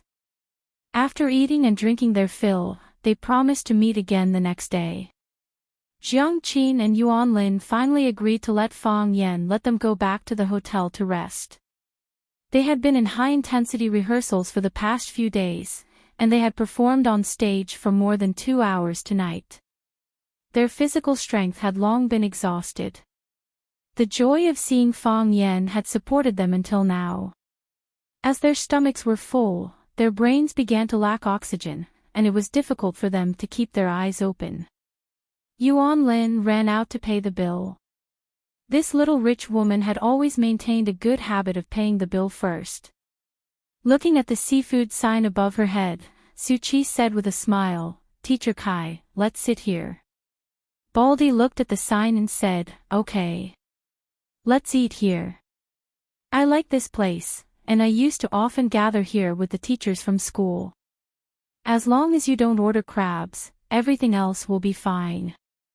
Su Qi pursed her lips and said, Teacher Kai, we've agreed that this meal is on me. You can order whatever you want, whether it's crabs, lobsters, or abalones. You've been with me for so long today, so it's only right that I treat you to a meal. Baldy sat down on an empty table with some apprehension. Even now, it still felt unreal.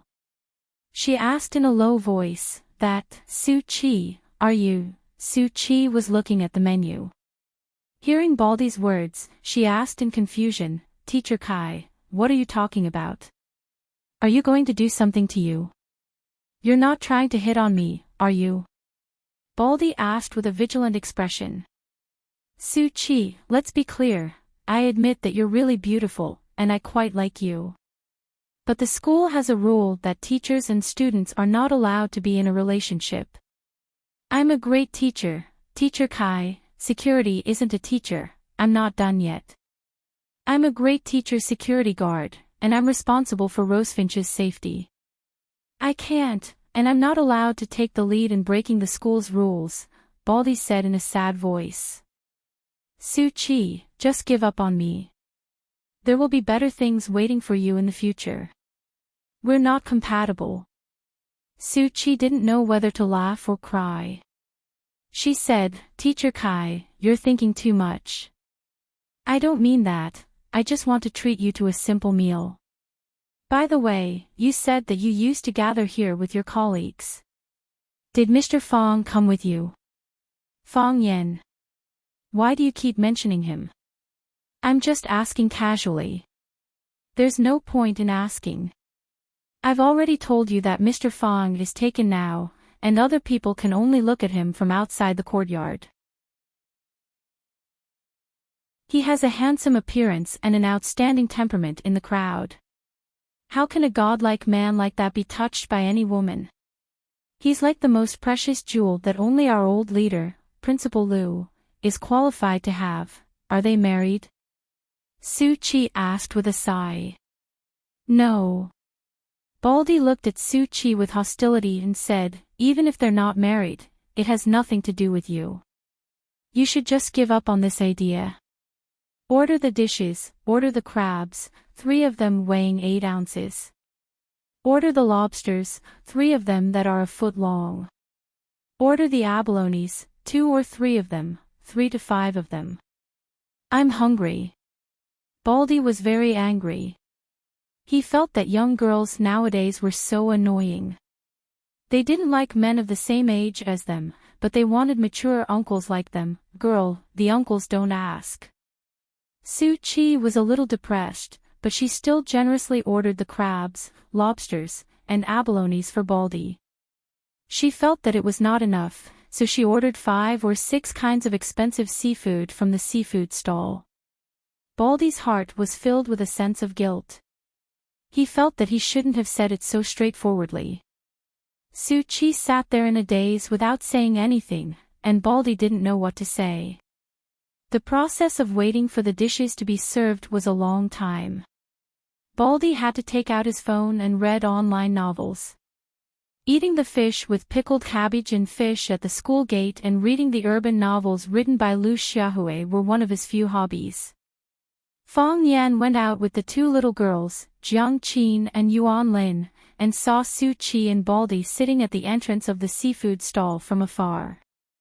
Fang Yan was hesitating whether to greet them or not, but Baldy seemed to have sensed it and raised his head.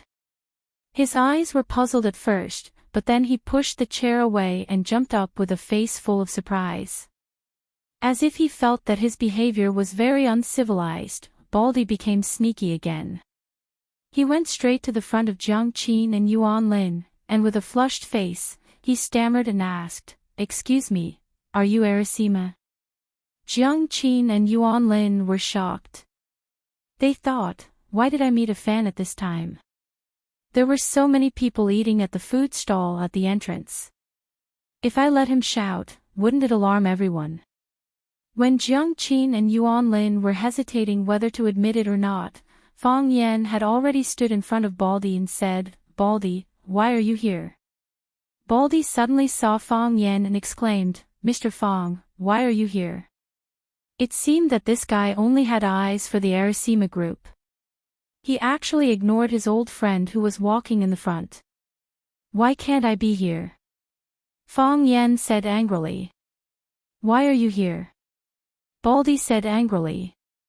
Seeing Jiang Qin and Yuan Lin following closely behind Fang Yan, Baldy became even angrier and said, "How can you be here? How can you be like this? I already said that I will come out to block those crazy bees and butterflies for you, and you go back to take care of Principal Liu. Everyone will work together for a better life in the future. But, why did you sneak out? And with such a beautiful girl, if you don't know how to love yourself, what's the point of my efforts?" Fang Yan hesitated whether he should knock this crazy guy out or not. Jiang Qin looked at Baldy with puzzled eyes and asked, "Mr. Fang, is this your friend?" "My school colleague," Fang Yan said. "Also a friend." Baldy's expression changed very quickly. He looked at Jiang Qin with a face full of smiles and said, "Miss Jiang Qin, nice to meet you. I'm Mr. Fang Yan's colleague and also his best friend." "Nice to meet you." Jiang Qin took the initiative to shake Baldy's hand. Baldy's face suddenly turned red. He wiped his palm on his clothes again and again before carefully shaking Jiang Qin's hand. He said excitedly, "Miss Jiang Qin, nice to meet you too. You're even prettier than in reality. Am I not in reality right now?" Jiang Qin asked slyly. "I'm talking about reality." "No, I'm talking about TV." Yuan Lin also shook hands with Baldy. Baldy was so happy that he didn't even know he was Baldy. Su Qi walked over and saw the Arasima group that was very close to Fang Yan. Su Qi looked at Fang Yan and asked, "Mr. Fang, the person you said is braver than me, is it one of them?"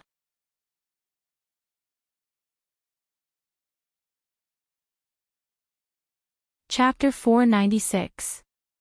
Fang Yan didn't expect to meet Baldy, nor did he expect Baldy to be with Su Qi. Moreover, the two of them would go to the food stall for supper. The scene of the two of them standing together was so beautiful that Fang Yan couldn't imagine it. Hearing Su Qi's question, Fang Yan raised his eyebrows slightly, smiled at Su Qi, and said indifferently, "It's not them." Su Qi was stunned for a moment. "Not them? If it's not them, then who is it?" Even Jiang Qin and Yuan Lin of the Arasima group weren't the woman who could make his heart palpitate. Then, what kind of woman could occupy such an important position? Su Qi was really curious, but also really unwilling. What kind of man is this? She felt that he was different from the first time they met. His appearance was handsome, but his temperament was deep. For such a young man to have such a calm temperament, it was indeed a very strange thing. His eyes were very clean, but there was endless anger hidden in the depths of his eyes. He was like a child who was wronged, but didn't know who to vent his anger to. His gentle and elegant side was like the sea, making people involuntarily drown in it. His ruthless and cold side was like a flame, burning fiercely, making people aware of the danger, but couldn't help but want to turn into a moth and fly away. She originally thought that he was just an ordinary person with charm, but now she found out that he had a close relationship with the Arasima group. Such a person was only a security guard at Rosefinch Secondary. Wasn't this the most absurd thing in the world? While Su Qi and Fong Yan were talking, Jiang Qin and Yuan Lin were also looking at Su Qi.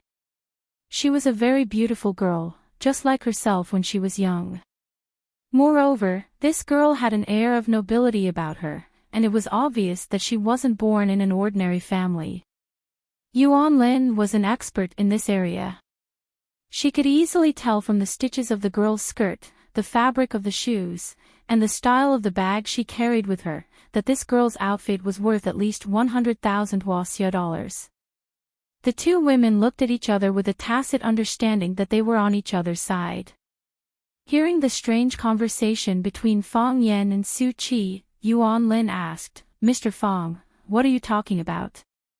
Speaking of an old friend, Fong Yan said with a smile. "Is that so? Do we know each other?" asked Yuan Lin. Fong Yan nodded. Jiang Qin and Yuan Lin had met Qin before. "Is it Sister Qin?" Jiang Qin was smart and immediately understood who the girl was. Su Qi had used adjectives like braver than her. Qin was undoubtedly the bravest girl they had ever met. "Oh, Sister Yi is also very brave." Fong Yan didn't answer Jiang Qin's question. Instead, he looked at Su Qi and said, "You haven't eaten yet, right? We'll go first. You should go back and rest early after eating." Then, he said to Baldy, "Baldy, you must ensure Su Qi's safety."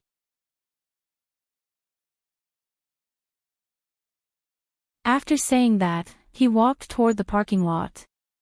"Wait a minute," shouted Baldy angrily. Fong Yan turned around and looked at Baldy, asking, "Is there anything else?" Baldy's face was flushed. He walked to Jiang Qin and Yuan Lin and asked in a low voice, "Excuse me, can I take a picture with you?" Jiang Qin and Yuan Lin nodded. So, Jiang Qin and Yuan Lin, one on the left and one on the right, accompanied Baldy to take a picture.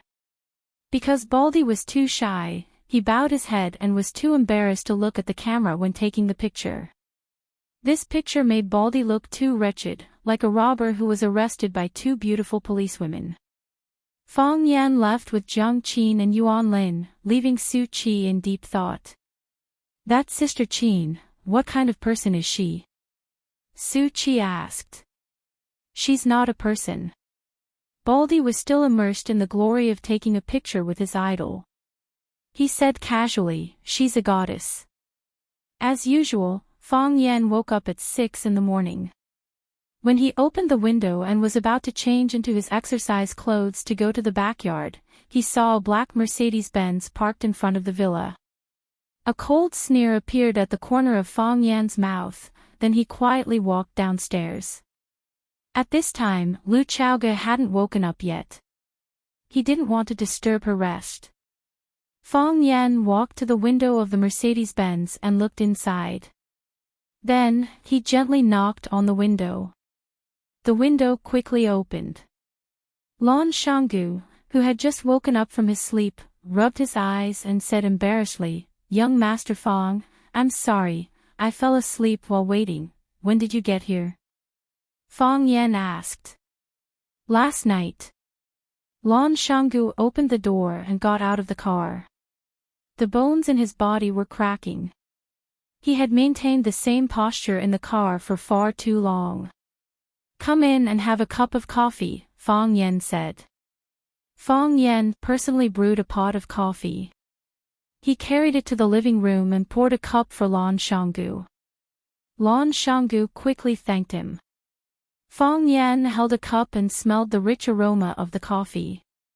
He asked, you didn't come to see me last night just to get a cup of coffee, did you? The coffee had a rich aroma, but when it entered his mouth, there was a strong astringent bitterness. The coffee was bitter, but Lan Shanggu's heart was even more bitter. Lan Shanggu looked at Fang Yen with a serious expression and said, "Young master, I'm here to apologize to you." Apologize? Is it because of helping Fu Lei? That's already in the past, you didn't do anything wrong, Fang Yen said. Young master, it's something else, Lan Shanggu said.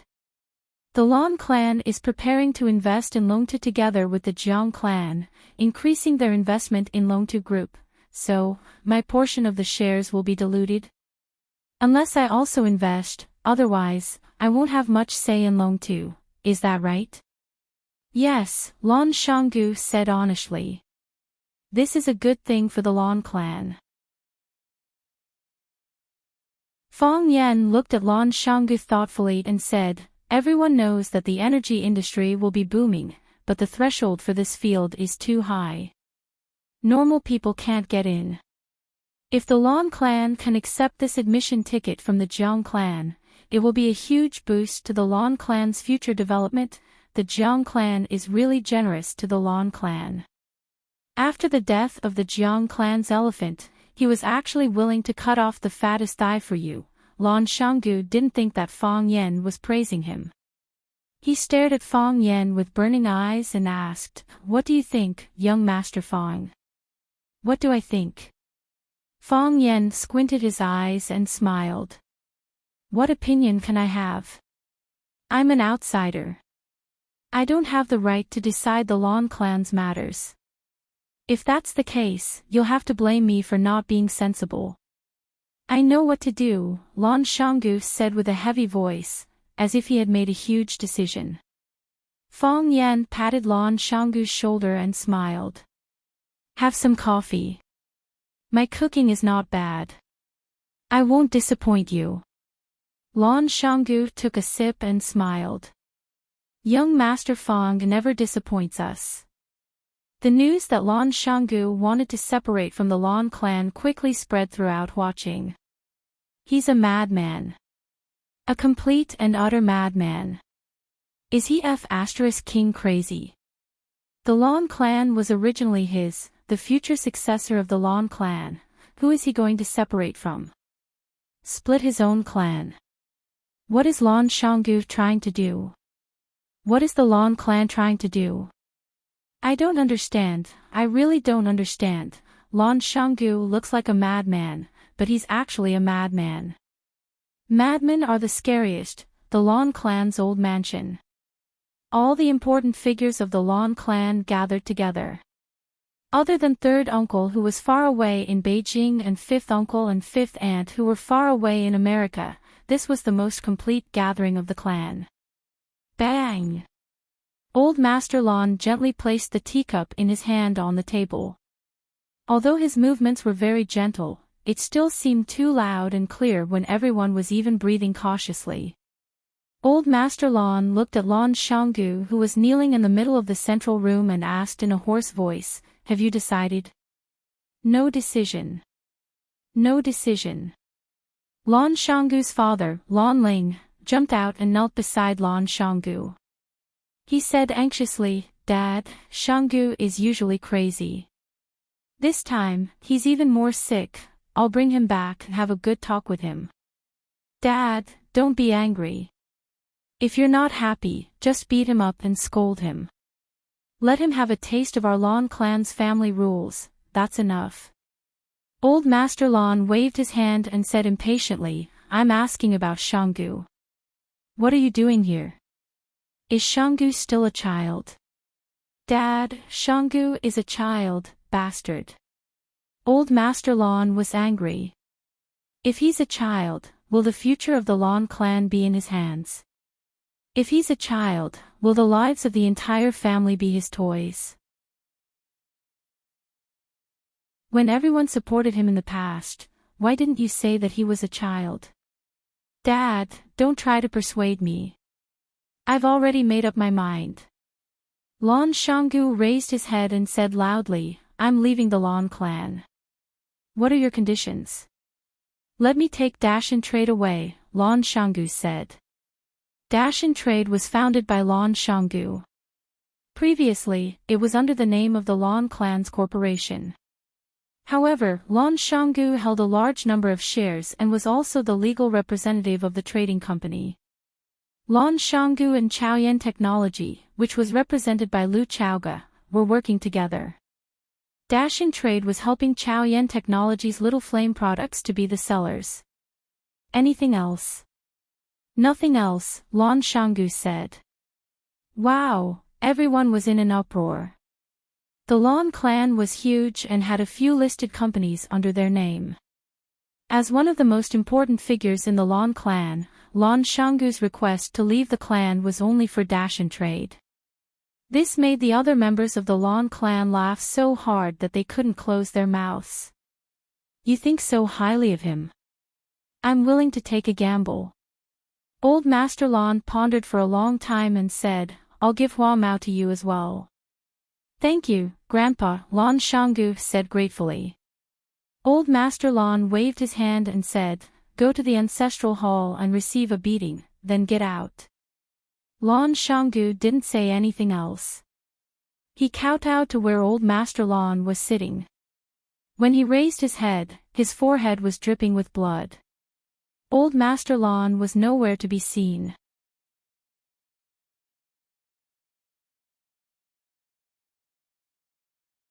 Chapter 497. Clap. A white jade chess piece landed on the chessboard. The young man smiled calmly and said, Checkmate. The middle-aged woman sitting across from him stared at the chessboard for a long time, then shook her head and sighed, saying, It's hard to attack when advancing, and hard to defend when retreating. There are no reinforcements on the left, and no good generals on the right. I lost this game again. Jiang Junling nodded with a smile, saying, Auntie, you let me win. I didn't let you win. Li Yun shook her head and sighed, saying, I really tried my best. Jiang Junling picked up the teacup in front of him and took a sip, saying, Maybe men are more suited for the rough work of arranging troops and fighting. Li Yun chuckled, saying, That's right. Whether it's arranging troops or fighting in the bureaucracy, men always have the advantage. Of course, the Qin family is an exception. That girl Qin Etienne is pretty good at what she does. She's not much weaker than you guys. The smile on Jiang Junling's face didn't change. He looked at Li Yun and said, You can't be envious of such things. Some people are God's favorite children, born with everything. Qin Etienne must be God's own daughter. Li Yun sighed softly, saying, A son should be like Jiang Junling, an adopted daughter should be like Qin Etienne. What a good saying. I think the two of you are really a good match, standing together like a perfect couple, making people like you from the bottom of their hearts. The sharpness in Jiang Junling's eyes disappeared in a flash, and then returned to normal. He said with an indifferent expression, This kind of thing depends on fate. It can't be forced.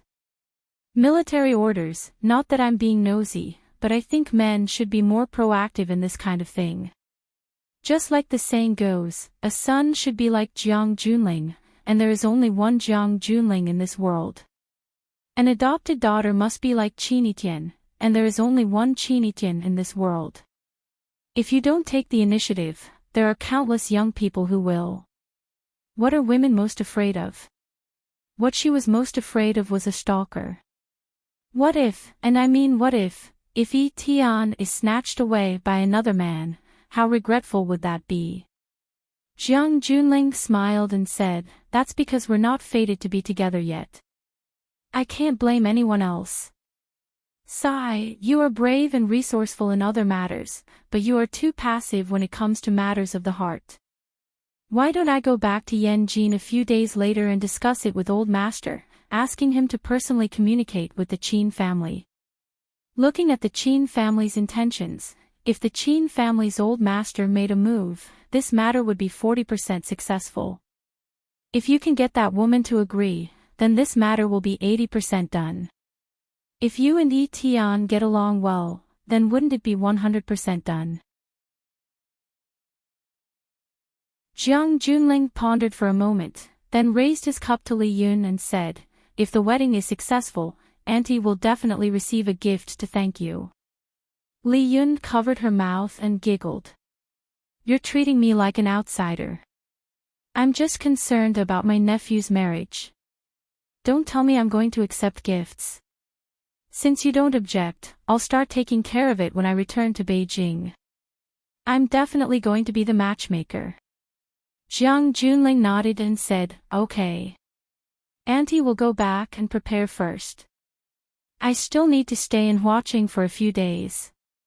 Li Yun looked at Jiang Junling with a guilty expression and said, "This time, the military order has been wronged."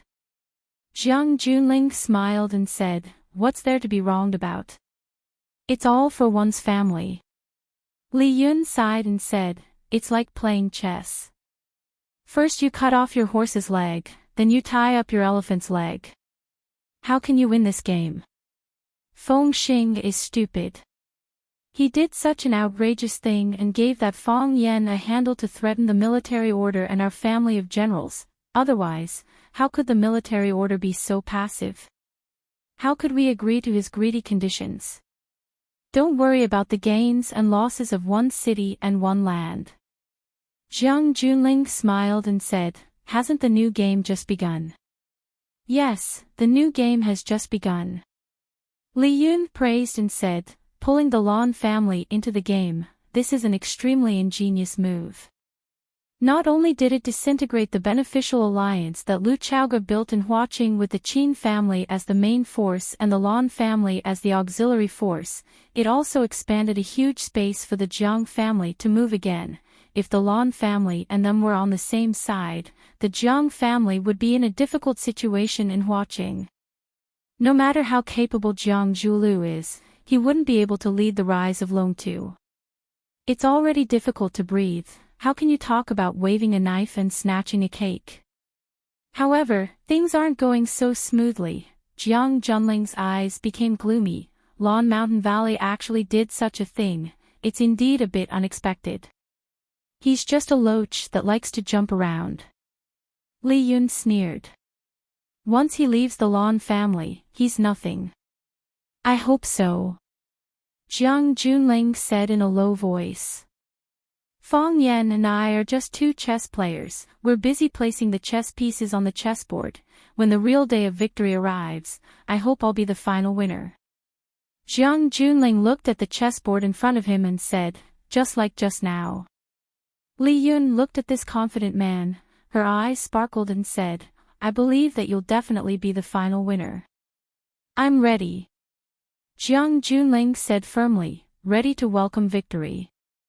The incident of Lan Mountain Valley leaving the Lan family was still fermenting in Huaqing, and it was getting more and more intense.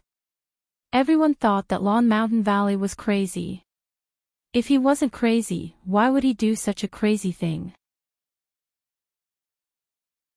Even the Lan family's internal members expressed their pity for Lan Mountain Valley's actions while happily scolding him for being an idiot. The most important thing in life is to make a choice. Before the result comes, who knows if it's right or wrong? When the outside world pushed Lan Mountain Valley to the teeth of the storm, Feng Yan was still living his simple and pure life. He woke up at 6 in the morning to exercise, took a shower and changed his clothes, and then prepared breakfast for himself and Lu Chaoga. Lu Chaoga was still resting at home. Feng Yan drove Lu Chaoga's car to the school for work. Feng Yan parked the car and was about to walk towards the school's security booth when the school's dean, Li Ziqiang, ran over and said while panting, "Mr. Feng, I saw Principal Lu's car from afar and thought it was the old leader who came to the school for an inspection. I didn't expect it to be you who drove the old leader's car to work. Is Principal Lu all right?" "She's fine," Feng Yan said with a smile. "I haven't seen the old leader for a while, I really miss her a little.